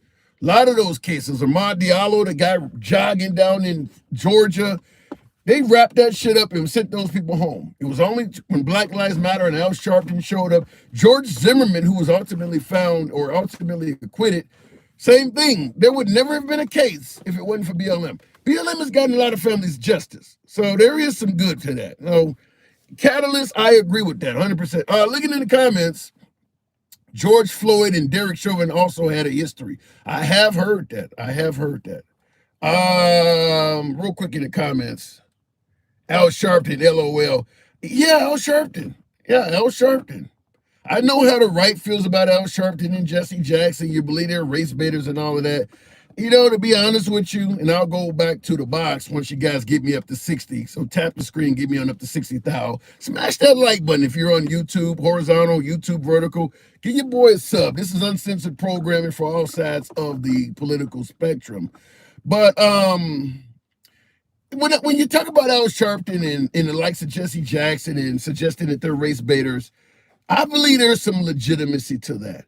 But I also understand it, so to speak. Fact is, if you fought for America in Fallujah, or you were in Kabul being shot at by Taliban, everybody would understand if you came back to America and you hated the Taliban for the rest of your life. Because when you served in Kabul, they were trying to kill you. Everybody would understand that. Everybody would understand an Iraq war veteran not liking Iraqis for the rest of his life. My grandfather fought in World War II and he died in 1999 still hating the Japanese. Everybody understand that. But Al Sharpton and Jesse Jackson, who have seen literally the worst atrocities that white people could ever produce. They've been to lynchings. They've been to church bombings. Jesse Jackson was standing next to Martin Luther King when he lost his life. We expect them to heal. I'm not saying race baiting is right. I'm not defending this shit, but damn it, I understand it.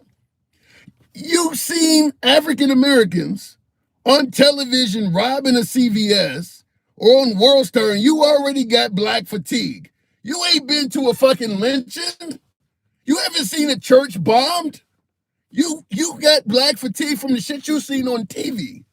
But you don't understand Jesse Jackson and Al Sharpton with all the shit they've been through. Both of these men have been to jail. These men have been literally receiving probably millions of death threats throughout their adult life. But you got black fatigue for some shit you seen on TV for a few months. But you don't understand what they've been through. Just I want to make sure you look at this from both sides of the aisle.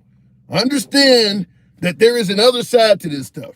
If you can get black fatigue that quickly, what the hell would you have if you went through what Jesse Jackson and Al Sharpton went through? You'd probably be race baiting, right?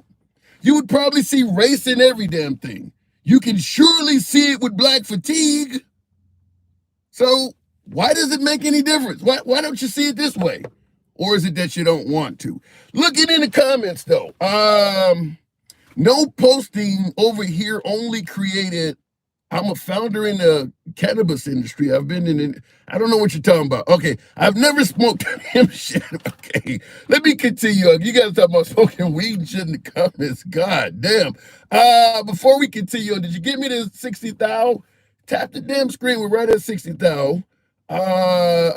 Make sure I didn't miss any super chats there. On the news, racist San Franciscan rants about George Floyd over for 60 minutes straight. You won't believe what happens next. Damn. Let me look at my head stash. Okay, let me go back to the box, and we'll continue on with MAGA Reacts. Good evening, MAGA. Welcome to the program. Now, you've been called out before you even came on. You got a dissenter. Good evening, MAGA. Sorry. Can you hear me? Yeah, sorry, I was on the phone. Okay. What's going on? What's up with your boy pardoning every damn body? I don't know, but for such a racist, he keeps pardoning all these black people. I don't know what's wrong with him. You know, I thought he was going to be this huge racist. He pardoned Lil Wayne, Kodak, screwed over by the justice system. Now they're finally speaking up, and you could hear their stories. And the more stories I hear, the more I get angry because they did like almost nothing. Like some of them didn't even walk into the building, and some of them had permits to speak at the location. And in the first place, even though there was a riot, it was nowhere near as bad as anything BLM did. So if you were watching TV and you're like, if this is what they could get away with, what I'm doing is nothing. I'm just walking. Yeah, but the problem, but MAGA Reacts, the problem is there's a whole lot of BLM protesters that got felonies on their records, and actually there are some of them that are still in prison. They actually did get prosecuted. Yeah, I know, but still, like, a lot of these felonies got less punishments than these people's misdemeanors. I mean, I don't know anyone who got 22 years in jail for anything BLM, unless it was like a murder. Wait, hold on. You do you really think that if you go and set fire to a Best Buy or you steal some shit out of CVS in a mob robbery, you're going to get treated the same as breaking in the Capitol building, yelling you want to take the life of the vice president? Why are these things in the same category? You got all of the senators and like they all did that. First of all, I don't know. They're all in on it. That, and I don't know if all the January 6 people were yelling that and did that. The point, and again, that part's free speech. They can yell whatever they want.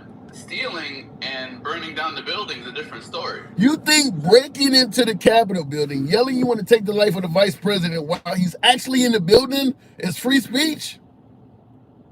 Again, you're convoluting a bunch of stuff. I don't even know if the people that broke into the building were yelling that. I know the people outside were yelling that. And I don't like to get this technical with things because I wasn't there and I don't have a whole, I don't have all the facts in front of me. Well, just a simple fact of you're breaking into a place where all of the heads of state are located. That's it. Breaking into a Best Buy is not going to get you the same attention as that. All of these high-level people are here, and you're comparing them to somebody who broke into a Best Buy after hours? Again, like I said, most of the damage done by January 6th was nothing compared to the people breaking into Best Buys and setting it on fire and stealing millions of dollars worth of stuff. I mean, if you compare damage to damage, January 6th was like barely a blip on the fucking damage scale. And, everything else is free speech. They can say whatever they want. They didn't hurt anybody. Except for I don't think you're realizing it. Let me give it to you this way. I could crack you over the leg with a baseball bat and break your leg or simply smack Trump in the face? Which one do you think is going to give me the most punishment? Again, probably smacking Trump's in the face. Right. So, that's the point. Did he even smack, what's his name, Pence in the face? Didn't touch Pence whatsoever. They had to run them out. They had to get Pence out of there, which is costing money. There are a lot of people out of there. Do you think they were all in danger? I mean, for people that you're saying that they wanted to kill this guy and hurt this guy, they barely hurt anyone except for the cops standing in their way. What do you think they were trying to do that day? They were trying to be heard. Like I've said it a million times. They were trying to be heard. They want to make sure that this freaking election is investigated, which they got the opposite as a result. So that's why I don't support what they did, because it didn't work.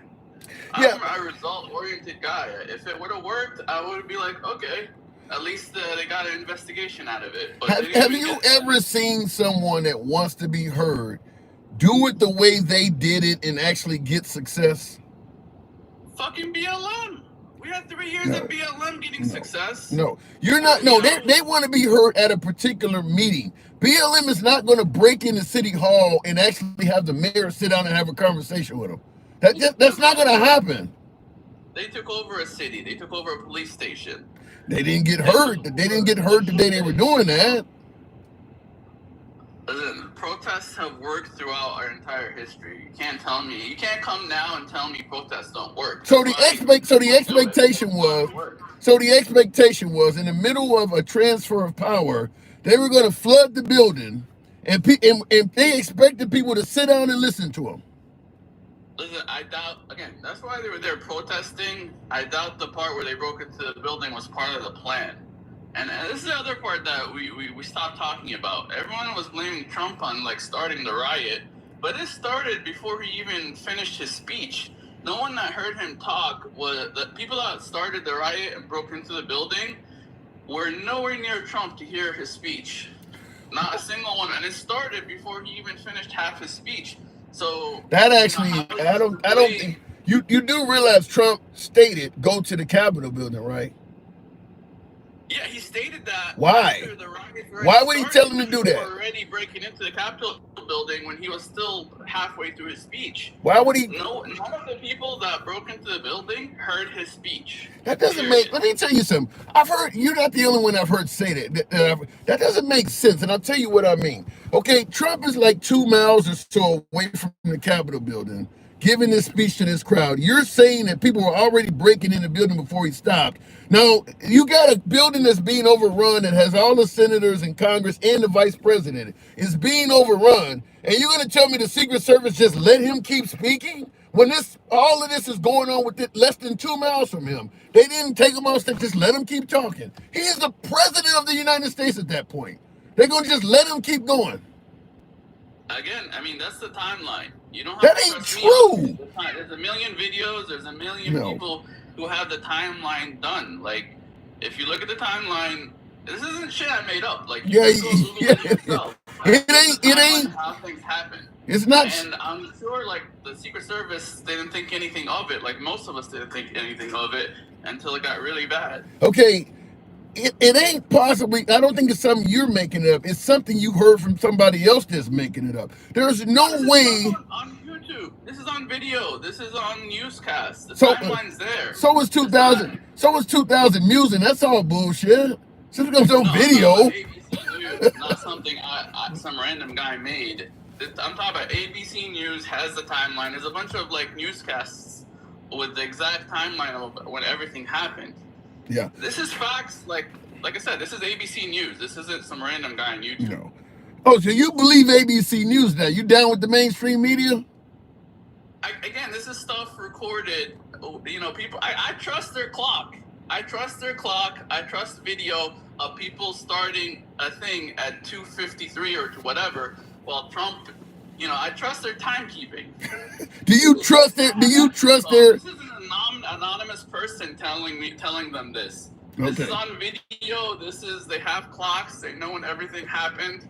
This is very well documented. I don't have to trust ABC because it's very well documented. I'm gonna tell you something, Magger. It's not true. There's no way the Secret Service is going to know that the Capitol building is being overrun with the vice president in it. Really? And Trump is only, hold on, Trump is only 2 miles away from that. And they gonna just let him keep speaking when the same crowd that was listening to him is part of overrunning the building. Security. No one thought MAGA was going to do what BLM did.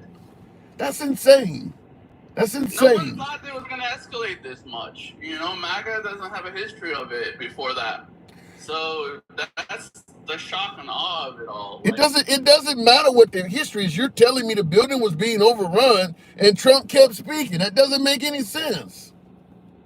You're giving the Secret Service too much credit to react that quick, especially when the thing is 2 miles away. No. And like I said, I don't know what was in their mind. I don't know why they did what they did. I just know the timeline of when things happened. Yeah. And, you know, you could question all the other shit. You can't question a timeline of things that were... There was like 1 million cameras out there. Their radios... Why are we discussing this? Their radios would be... 2 miles is well within radio range. Their radios and walkie-talkies would be buzzing like, we got a problem over here. If you can send some backup officers... There's no way in hell they're going to let this man keep speaking when the building is being overrun that close and the vice president is in it. That doesn't make... Whoever told you that, even if it is ABC, is lying to you. There's no way they would allow that to continue. Multiple news sources. This is just the fact of what happened that day. Oh. I mean, you want to Google it? You have... Oh, you're not home. You don't have a computer. No, I'm not in the house. Okay. Well, you know... I'll bring this up next time. You know, the next time we talk, I'll bring it up and I'll make sure to have all the links and everything in front of me. Because, you know, that's just the timeline. I don't know what to tell you. Like, that is the timeline that's agreed upon with everybody. Like, everything was recorded. Everyone knows when everything started. I was actually watching Destiny, I think. He went through and broke it down to the minute by minute. And, yeah, that's the timeline. Well, you do know multiple networks also said Trump lost the 2020 election. Were they accurate about that? Well, we're missing a lot of, I'm just telling you what they said. We're missing a lot of data on that. Also, this wasn't recorded. You know, we didn't record every vote that went. We're missing data. We're missing demographics data. We're missing voter data that I don't personally have access to, and I don't have the money to hire someone to go through and review it. Okay. But it is a close race. Like, everyone swears 2024 was a close race. 2020 was a much closer race. You know, what's his name? Harris lost Georgia by like 100, 200,000 votes. Trump only lost Georgia by 10,000 votes. But he lost. Same thing with Arizona. He only lost Arizona by 10,000 votes, where she lost Arizona by like 50 or I don't know the exact numbers, but it was way more than 10,000. But he lost. He did lose. Yeah, but it was a close race. Okay. Like, they can find as much fraud. Like, there's a lot less fraud to be found, or a lot less, it's a lot closer of a race with Trump in 2020. So if they do find like 10,000 votes that were fraudulent, it could give him the fucking win. Where with her, they're not gonna, like, it's impossible to find 50,000 votes, but it's very possible to find 10,000 votes. It's like in 2000, 500 votes gave Bush the win in 2000. So all they had to do is find 500 fraudulent votes, and Al Gore would be our president in 2000. But they didn't look in 2000, and they didn't look in 2020. They just wanted to, once they got a result, they wanted to move on, and whoever had the better lawyer and better propaganda won. Yeah. And Trump claimed there was fraud happening in states that he actually won. He didn't look either. Yeah, but even the states where he won, he had such a major win that didn't matter. No, actually, that's not true. That's not true. In North Carolina, Biden was winning North Carolina, which is a red state, up to a few weeks before the election. And Trump was claiming there was widespread fraud all over North Carolina. On election night, Trump won North Carolina, but he didn't win it by a lot. He did not win that by a lot. But once he won, hold on. Once he won, he didn't say shit about the fraud anymore. He was totally okay with all the widespread fraud he was alleging once that state went to him. Hold on, let me look up the numbers. There were more counts than ever in 2020, says Sean Herbert. And that's true. Trump hired Trump the even biggest election ever with 20 million people more, yet it was won by 10,000 votes in Georgia 12,000 in Georgia, 10,000 in Arizona, 20,000 in Wisconsin. What about North These are Carolina? really small What about numbers, North but it's Carolina? less than ever. How many did he win by in North Carolina? I'm looking it up right now. North Carolina, Trump won by, was 758, by about 100,000. And he claimed there was widespread fraud in that state. Why didn't he look into it? Why didn't Dinesh D'Souza in 2000 News look into it? Once he won, he didn't give a damn. Because it's a lot easier to find 10,000 fraudulent votes, and it's actually 74,000 votes in North Carolina. No, because he don't want to find fraud that makes sure he didn't win North Carolina is the answer. Once he wins, he don't give a damn about the fraud. Wasn't close. North Carolina wasn't close. Pennsylvania was close. Georgia was really close. Like, you gotta realize, like, 5 million people voted in Georgia, and he only lost by 10,000. That's a lot different. It's been 4 years, MAGA. Why the hell hasn't he looked into what happened in North Carolina? Because it's impossible to do it without breaking the Constitution, and people's votes are sacred, and we'd have to violate that to look into it. He hired multiple recounts in Georgia and all these other states. He had court cases and everything. Nothing. He couldn't. You're telling me he couldn't do nothing in North Carolina? None at all. You need a study of all the voters. You need to call them and ask them if they actually voted. You recount the same bad votes. If they're fraudulent, you're going to recount the same fraudulent vote. You would have to call the voter and be like, hey, did you vote in this election? And if they say no, then you'd be like, okay, so that's a fraudulent vote. But you would have to sit there and call, about at least 300,000, 400,000, 500,000 people to verify it. If you really want to prove it, that's how you prove it. Fulton County was very suspicious, so you would have to call a bunch of Fulton County voters and verify that they voted, especially. Okay, I mean, that you got me dizzy. I gotta go. MAGA Reacts, always a pleasure. It's hard. It's hard and it's impossible. That's why it's going to be very hard to prove. You got me. Someone confessing to it. You got me dizzy. Thank you for coming through. And as I always say, I always bring. He's young. He's younger than I am. I always bring up the toy we used to play with back in the 1970s and 80s. Used to be a toy for some of you folks that might be Generation X. You'll remember it. Called the sit and spin. How many of you folks remember that? Just a piece of plastic you would sit on, and it had a disc in the middle, and you'd spin around it. It was called the sit and spin. Every time I talk to him, it makes me think of that toy. You got to probably be 40, 45, 50 years old to remember it. Called it sit and spin. Literally every time I talk to him, he makes me think of that toy, a sit and spin. Sean Herbert says there were more recounts or better yet, there were more counts than ever in 2020. Fuck you, said Sean. Sean, you getting hard. God damn. Real quick in the comments, and thank you folks that are tapping the screen. I'll give Trump credit. Okay, I'm still seeing Ace Ventura's comment. Okay, I have one in my. You still have a sit and spin, really? Wow, that's a classic toy, Rod. That's down there with my buddy and me, my buddy. Remember that old? Look, I'm going too far back for some of you folks. Remember the My Buddy toy? That's what you're going back there with that kind of stuff. The sit and spin, huh? If I had a daycare, I'd have a green machine. How many remember the green machine with the two handles for steering? It was a big wheel, but it had two big ass knobs to steer it. Called a big wheel. Okay, looking in the comments, I'm thinking of a punching bag when I hear him. Says alter ego. Wow. Oh my goodness, Jesus. Yes, I used to do donuts on them. Yeah, a big wheel would be a good toy to do donuts on. You go ahead and pedal it as fast as you can and yank one of those knobs back, and that thing would spin all. I think I probably did some of those myself on that.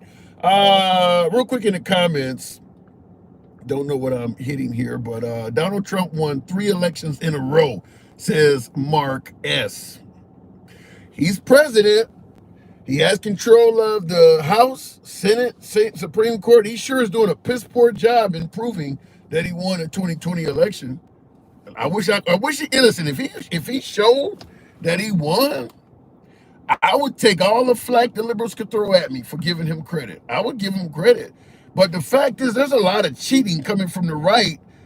Look, if you believe Trump won the 2020 election, you can see clear as day things that look suspicious that may have helped out the Democrats and Joe Biden, and you totally ignore or dismiss cheating coming from the right. Like all of the fake electors that pled guilty, well, you know, they probably feel railroaded by the system, so they just pled guilty. That's bullshit. I mean, there was a lot of cheating on the right. So how could you say he won by a landslide? Well, because I only see liberal cheating. Yeah! Thank you for the hat and mustache there. Whoever just sent it. Alter Ego. Thank you. Going back to the box, someone said Trump or Taco didn't win in 22. That Taco shit is really sticking, huh? How long before somebody anonymously sends a plate of tacos to the White House? Or better yet, Mexican restaurants that start selling like orange tacos and shit. Because, I mean, obviously, a lot of Mexicans have no love for President Trump.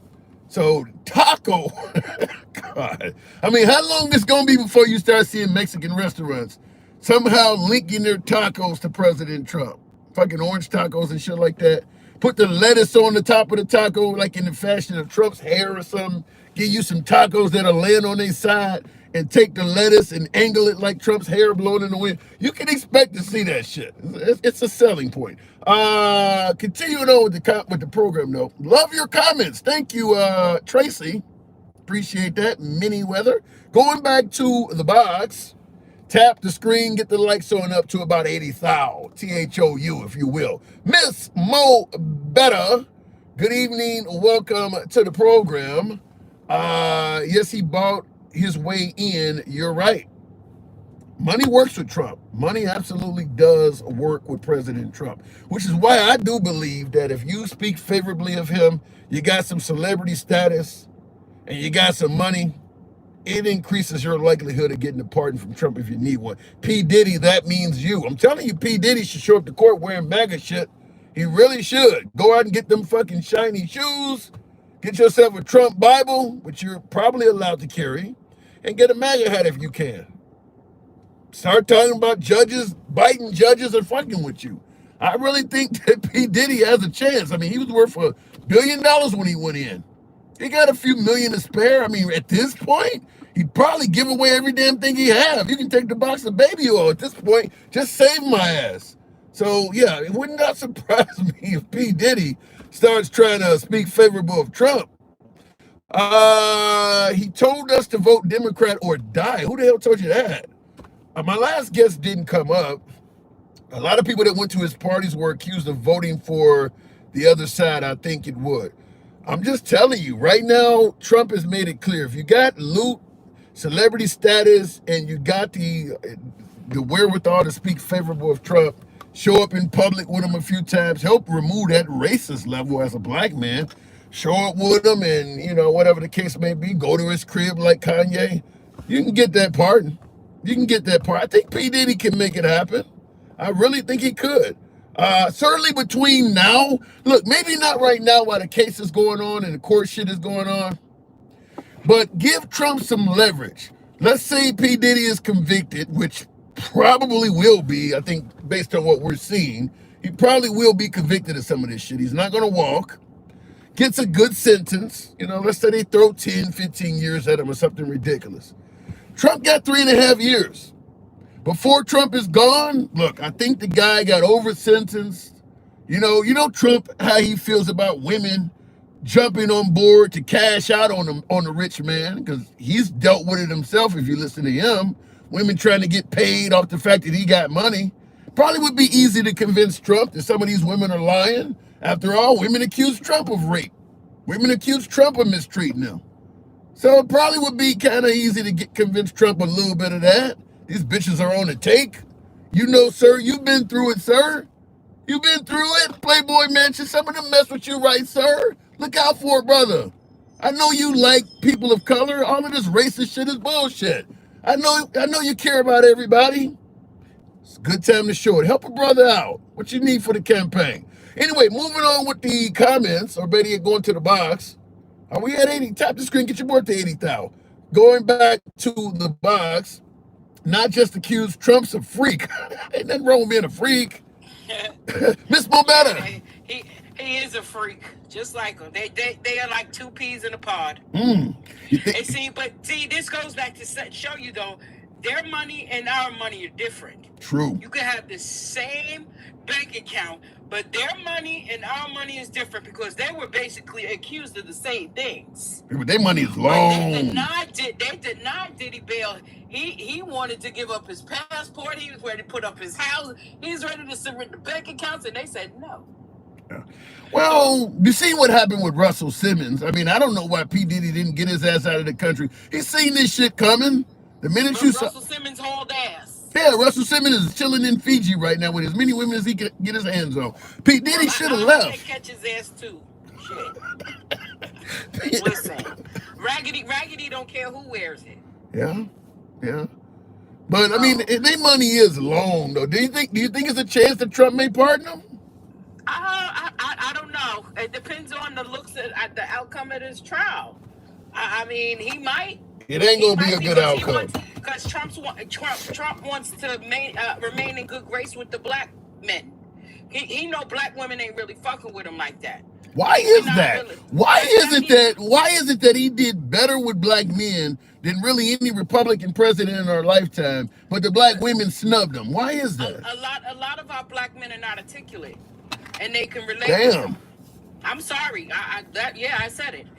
You know, so they he's like throw a dog a bone type shit. Yeah. You know what I'm saying? They went, he gave us stimulus checks. Oh, look, now they gonna say, oh, look, he's pardoning Big Meech. I mean, Larry Hoover. So what? So what? He wants to remain in good graces, so he know when it's time for his peoples to get elected again, because unless he changed the Constitution, he can't get elected again.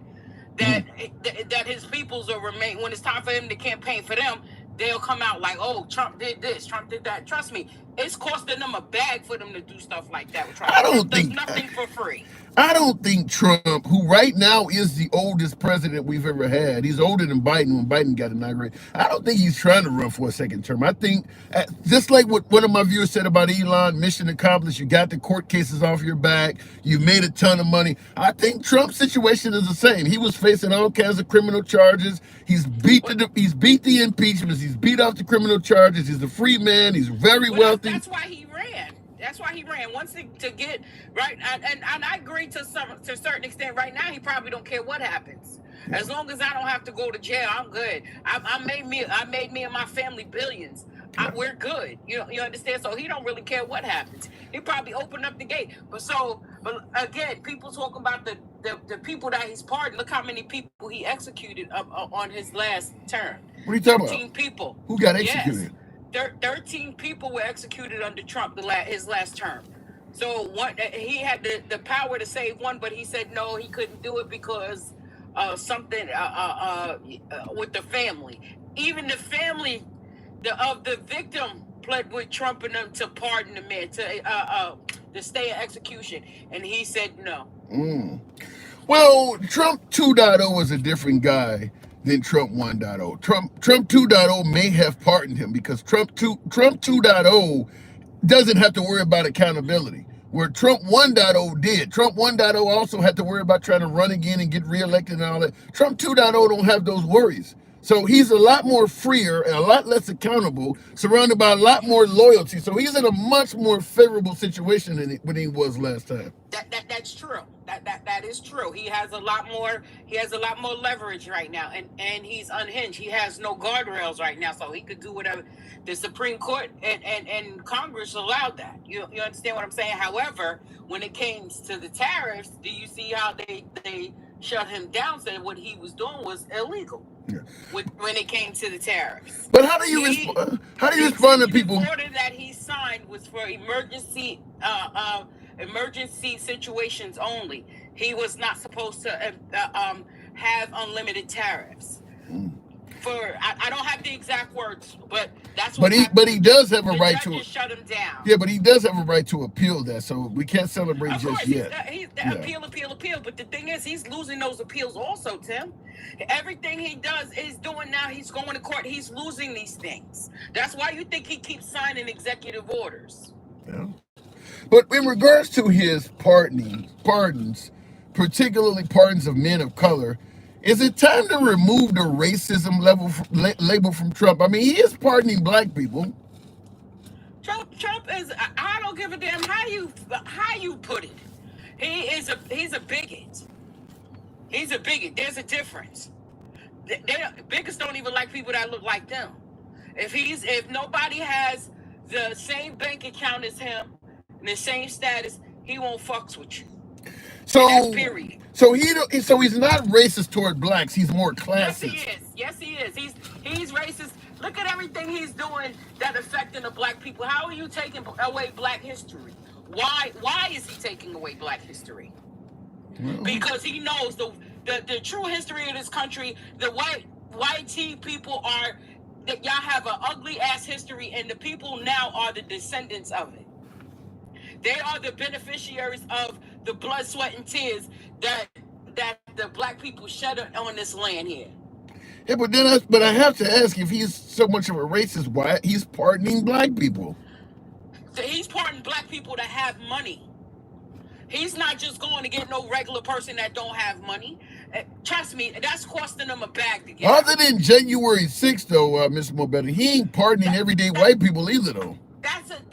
That was a political. You already know that's a political thing. He everything he does is to defy somebody on the left. Okay, well let me ask you this, because I mentioned earlier, Trump doing better with black men. JPT Farms, thank you for the hat, mustache, appreciate the support. I mentioned Trump doing better with black men, but not so much with black women. Now this comment, I don't know what the race of this person is, but this is coming from Evelyn, who's obviously a woman, probably not black with this comment, but she says black women get cock-suckered by the black men daily, but not marrying them and leaving them knocked up in welfare. As a Hispanic, nobody gives a shit about blacks. No one should. Other races do well. What does she mean that nobody should give a shit about black people? What is she talking about? I think that's pretty self-evident. She said all of that to say what? She don't give a shit about black people, I guess. All right, so how about she scratch and sniff or sit and spin and keep it moving? You that was definitely an unpopular opinion. You could keep it moving. Yeah, somebody says. And again, black women have been the most disparaged creature. I will say, because we are all created in the world. In the world, because we took it just like the men did. So again, it would have to be a whole history lesson given on here, Tim, for people to even actually understand. And even if you give it, they don't want to hear it because it doesn't go well with their narrative. They don't want to hear that. So listen, when things like when they talk about slavery and stuff, slavery was never abolished. It was just pacified. So what happens is it shifted from the white hoods to the police uniforms and the governors and judges and stuff. You understand what I'm saying? Yeah. We didn't start being a part of those kind of societies until the 20th century.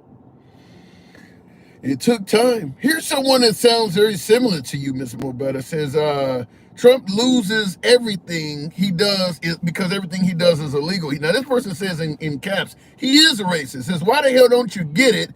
Keep drinking the Kool-Aid. I'm assuming this person is referring to me, but it says, keep drinking the Kool-Aid. So I guess I'm hanging out with the Jonesboro people. But he says, black men don't read, and they are easily pulled into bullshit. This is a woman, obviously, telling me. It's possible. Some of them don't. Not all of them are. You know what I'm saying? I still stand 10 toes down for hours. You understand what I'm saying? But if I'm going to do that, I have to be corrective too. You have to take the corrective as well as the love and the applause.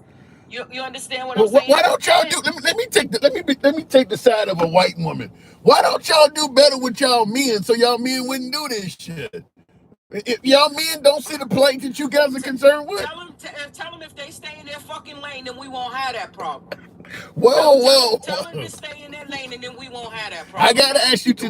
We're not getting ready to tap into that because that can get real ugly, Tim. Because I want you to define lane. I always hear words. I'm sorry. Lane. If they would get out of that mental where they're still trying to play catch up because their husbands and daddies tried to keep them from that mandingo, then we won't be having a lot of this problem. It's a good But see, conversation. again, they go over to them. They keep saying, "Oh, when we date outside of our race because black women are angry." No, black women are tired. We are tired. We got a lot to be angry about. If you want to really get technical, we have a lot to be angry about because now you're disrespecting how our education levels and you're trying to disregard the struggles that we actually had to go to, and then you try to label us on top of that. But how do you? We're the most lovable people out there. We accept anybody into our race. But how do you respond to so many black guys who do say the reason they date outside their race is because black women don't treat them right, or that white women treat them better, and all this other shit you hear? Well, again, they bought into that Uncle Ruckus bullshit. That's that Steven from Django type shit. Those are the motherfuckers that turned Harriet Tubman in. You understand what I'm? Listen, the mentality is passed down as well, Tim. That mental is passed down, and because they have an issue with one person, then they wanna label everybody. You understand what I'm saying? And what it is, black women hold black men accountable. They don't like that. They don't like being held accountable. We're not supposed to challenge them or question or ask or anything or expect them to open up their minds and have a better. Well, I'm going to play the chauvinist role and tell you this: most men, particularly alpha men, don't like their women challenging them. I mean, that's kind of the masculine way, so to speak. I mean, it ain't got nothing to do with race. It ain't got nothing to do with race. I have a news flash, and this is a gem. There's only one alpha and one omega, and that's God. God is the alpha and omega. Everybody else need to start being truthful about who you are. You understand what I'm saying? And that's where this is where a lot of this stuff come in, because people have an identity crisis, or they're trauma bonding, or they have Stockholm syndrome. They start calling stuff for what they are. You don't like black women. You had a bad experience with a black woman. Now you think all black women are like that? Listen, I'm not here to shoot. If you ain't shooting at me, I'm not gonna shoot at you. But just know that I got my finger on the trigger. Ooh, damn. You got a superstar associate in the comments. Mel Hope says, white women raise these assholes to think that they are superior to everyone walking this earth. White women will put up with shit that black women will never put up with. Do you see any validity in that? That's absolutely true. Because like I said, Tim, and it goes back to tell you, because black women had almost the same struggles as the black men coming up. You understand? Yeah, when they go out in the street, they have to walk on eggshells, so to speak, because the color of their skin, they could be pew-pewed or something like that going outside the house. The women had that problem too. But we were in the house where massa was graping us. That we would have to give birth to our baby to give it to somebody else so we could breastfeed their babies. Well, we had all that same stuff too. We got whipped too. Well, in the words of the late Rodney King, can't we all just get along? Miss Mobetta, I do gotta move it on. We try for the most. And another thing, listening to MAGA reacts is like listening to somebody scratch their nails on the chalkboard. I don't know how you do it. Like, I don't know how you do it. I was like, this dude is giving an ultimate headache. He has an interesting opinion. I like to have different opinions on the show. MAGA React, certainly, he's kind of the MAGA side of Gangsta Grandma. Because Gangsta... Right. Put them on the panel together. Let's see how that works out. Oh, my God. That's like... She's going to go to 1,000. Yeah, that's like... That's like vinegar and baking soda. I gotta move it on though. Miss Mobetta, always a pleasure. Thank you very much. In the comments, pretty good, Miss Lady. Somebody favorite my last caller. Props to you, handsome, for what you do. Caleb Cross, thank you. Appreciate the comment. And that's what we're doing here, by the way, folks. That's all this program was about today. I wanted to hear the complaints accept a few compliments if there were or concerns. I want to maintain an interesting, entertaining platform. And I did want to take your suggestions. We're opening ourselves up to questions, political questions, of course. You can feel free to ask the host political questions and things like that of that nature. But I want to make sure we continue delivering a entertaining show, and we can be informative where that is applicable. But nevertheless, we're going to remain MAGA friendly. We've always been that way. We never will change from that. But liberals are always welcome as well. And we will try to maintain an uncensored format for as long as we can. Some of the apps are getting bad. TikTok is getting real bad with the censorship. And unfortunately, so is Trump. So is Trump. I'm concerned every day that folks that are not favorable to Trump may face censorship online. I mean, Trump is closing in on that too. So TikTok, I guess you would say that was left. But then, of course, Trump and, his side. So people don't like free speech anymore unless it's what they want to hear. Looking in the comments, though, why didn't Democrats bitch when Obama deported 5.2 million because your TV didn't tell you to? That's true. That's 100% true. Easy there, killer. The Democrats didn't know he was doing it. But by the way, I did a video, a 6-7 minute video or something on my YouTube page about exactly what you're talking about. There were Democrats that were complaining. In fact, I posted pictures in my videos of people marching down the street with signs that said Obama stopped deporting people. There were people that complained. One of the reasons why people didn't bitch about Obama deporting people as much as they are about Trump, well, there's a lot of reasons, but one being is that the right in, dissension to Obama did not want to admit that one thing he was doing, it was something he agreed with. He was actually securing the border. But you don't want to give the opposition credit. So they were telling people Obama was for open borders when he was president. They weren't actually telling people that, this dude is actually securing the border. They were lying about it. The only reason Obama started getting any flack is because when Trump became president and started getting criticized for separating kids and putting them in cages, well, Obama was doing it. Well, you didn't say that when he was in office because you didn't want to admit he was doing what you actually wanted him to do.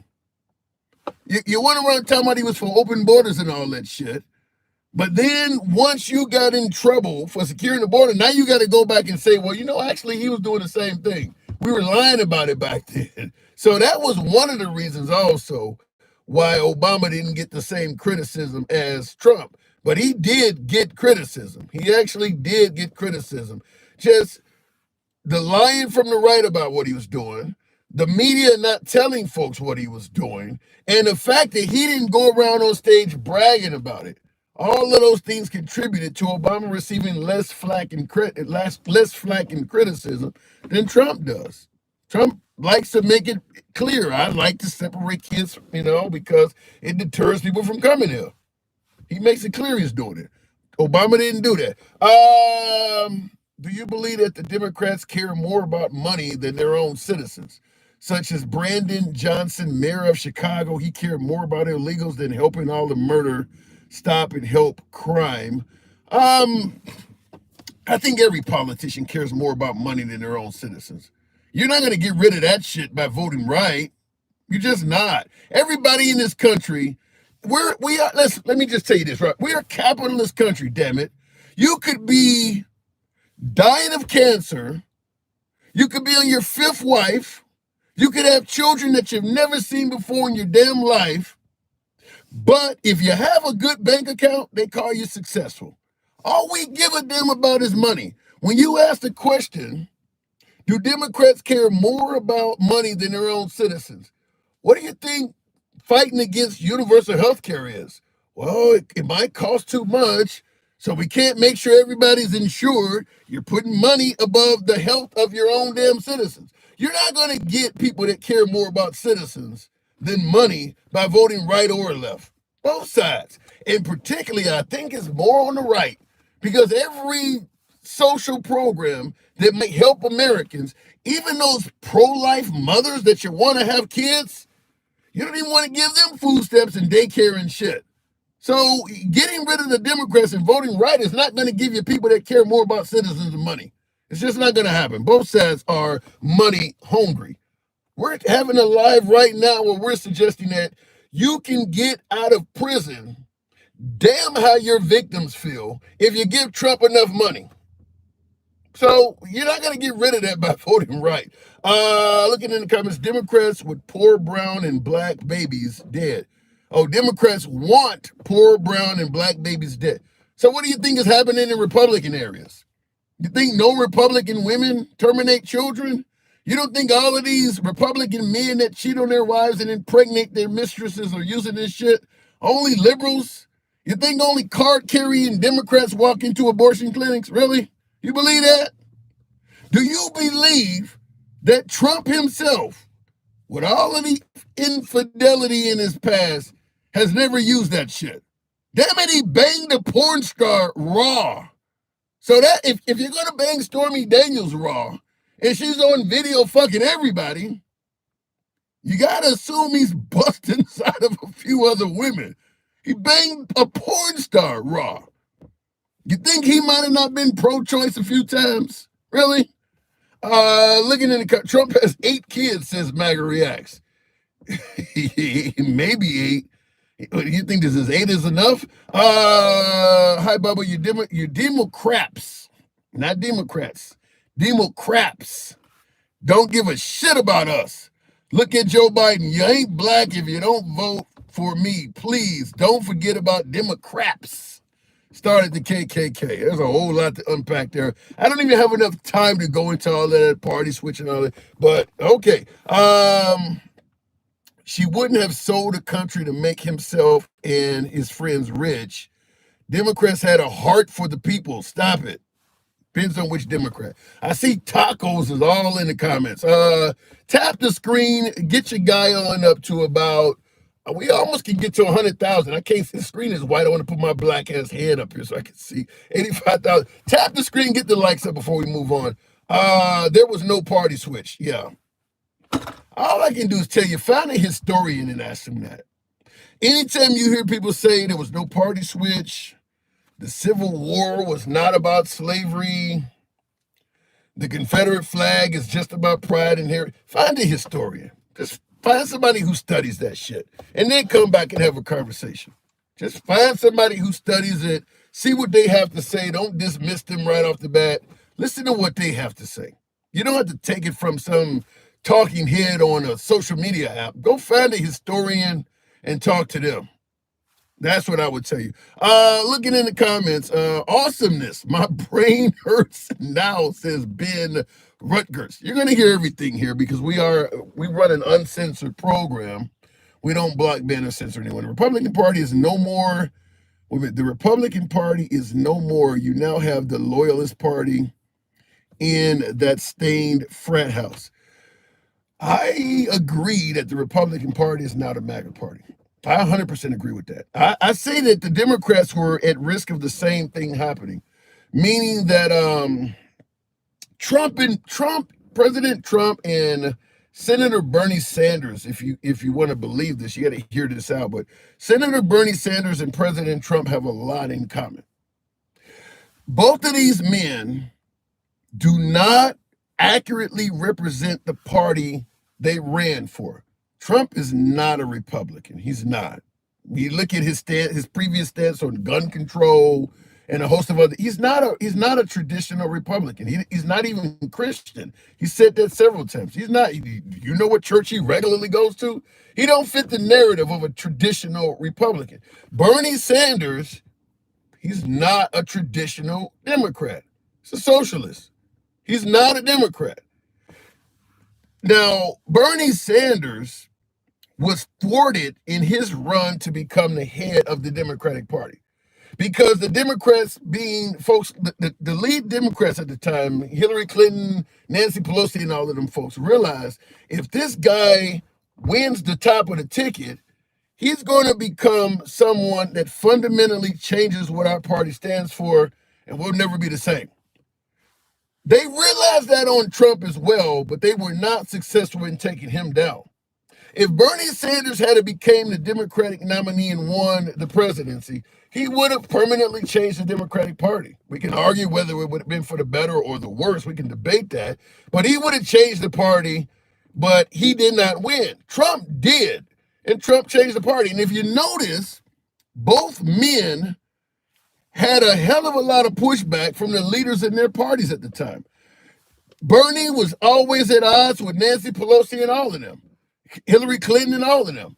Trump was also at odds with all of the leaders of his party. In fact, I don't think there's any former leader of the Republican Party that likes Trump. I'm talking about John McCain was once the Republican nominee. He doesn't like him. Mitt Romney was once the Republican nominee. He doesn't like him. The Bushes were actually the Republican president. They don't like him. The whole Bush family doesn't. None of them like him. The head of both parties did not like these men. The only difference is the Democrats stopped a good Klansman. Jeez, I've never been told I would make a good Klan. You know, I'm a big guy. I'm 6'6", 300 pounds. Do they make Klan outfits my size? And make sure the eye holes are really small. You can't show any of the skin around it. That might be a dead giveaway. Looking in the comments, though. Facts. They'll never vote the GOP. No, at this point, you're either voting Democrat or MAGA. Yeah, because the Democrats are not going to vote Republicans. They're afraid you're putting MAGA back in. And MAGA's not going to vote Republican because they don't believe Republicans have the United States' best interest at heart. MAGA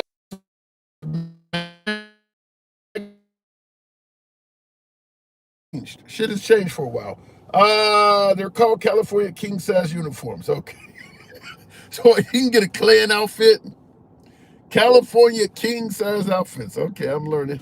If you vote for Democrats, you vote for the party that fought to keep slavery. Too many uneducated people on the channel all the time. Yeah, that's a parties did not switch argument. Here's one of the things I don't understand.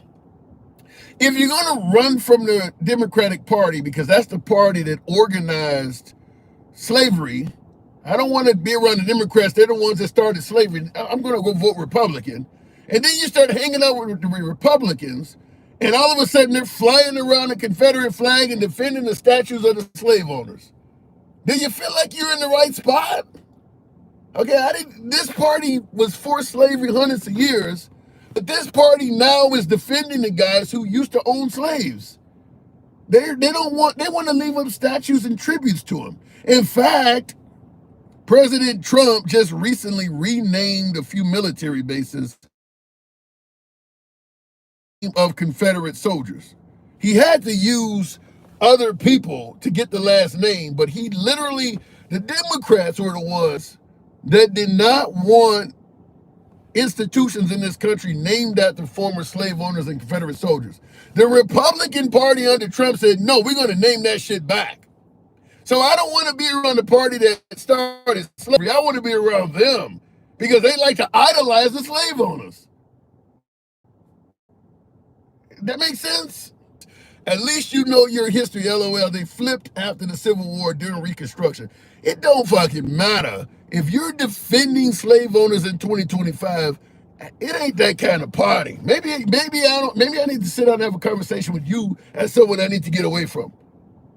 I want to make sure I defend the history of slave owners. I don't want the slave owners' history to be erased. What?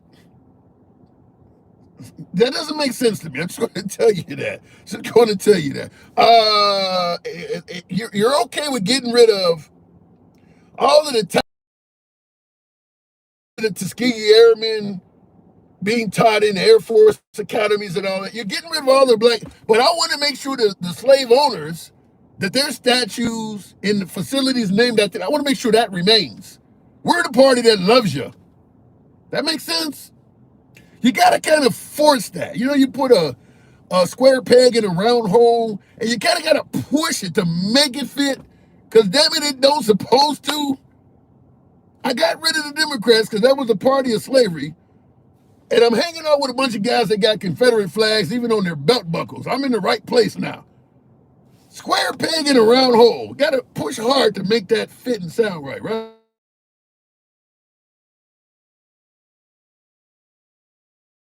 You're always going to, that's a good question. You're always going to see the MAGA hat behind me. I'm MAGA friendly. Always have been, always will be. I understand the name of the program will run MAGA away, period. I don't want to fucking talk to a liberal. But I want you to know, despite the politics here, we defend free speech. Always have been, always will be. And I do believe solemnly that when the Republicans, particularly MAGA, start to speak, they get banned and blocked and censored more than liberals do. So the MAGA hat is always to show you that regardless of your politics,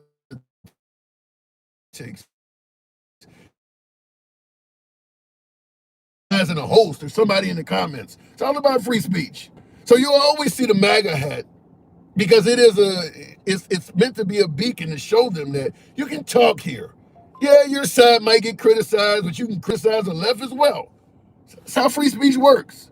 Now, I will say it is difficult as hell to maintain MAGA. I used to have a lot more MAGA when I was really hitting Biden hard on the economy and some of his fuck-ups during his time. But he's not president anymore. The fuck-ups are coming from Trump.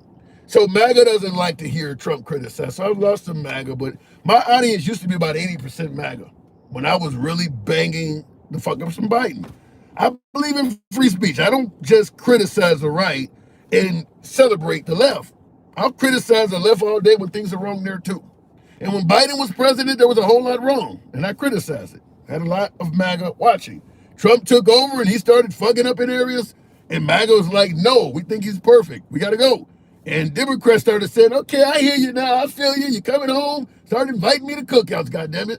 So that's why you see the MAGA hat. MAGA hat's always been there from day one.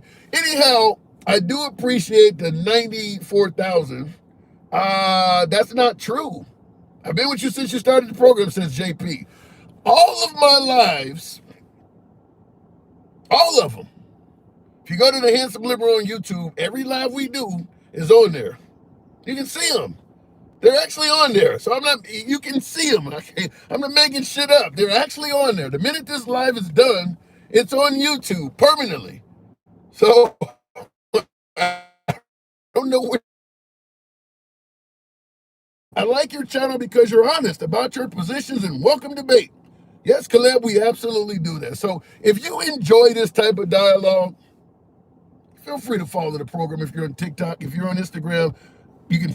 We're not on Instagram right now, but generally when we're live, we're on Instagram, TikTok, YouTube vertical, YouTube horizontal, all simultaneously. Right now, because I'm in a car and I don't have enough room on the fucking dash, we're only on TikTok and YouTube. But if you got Instagram or Clapper, the Handsome Liberal there as well.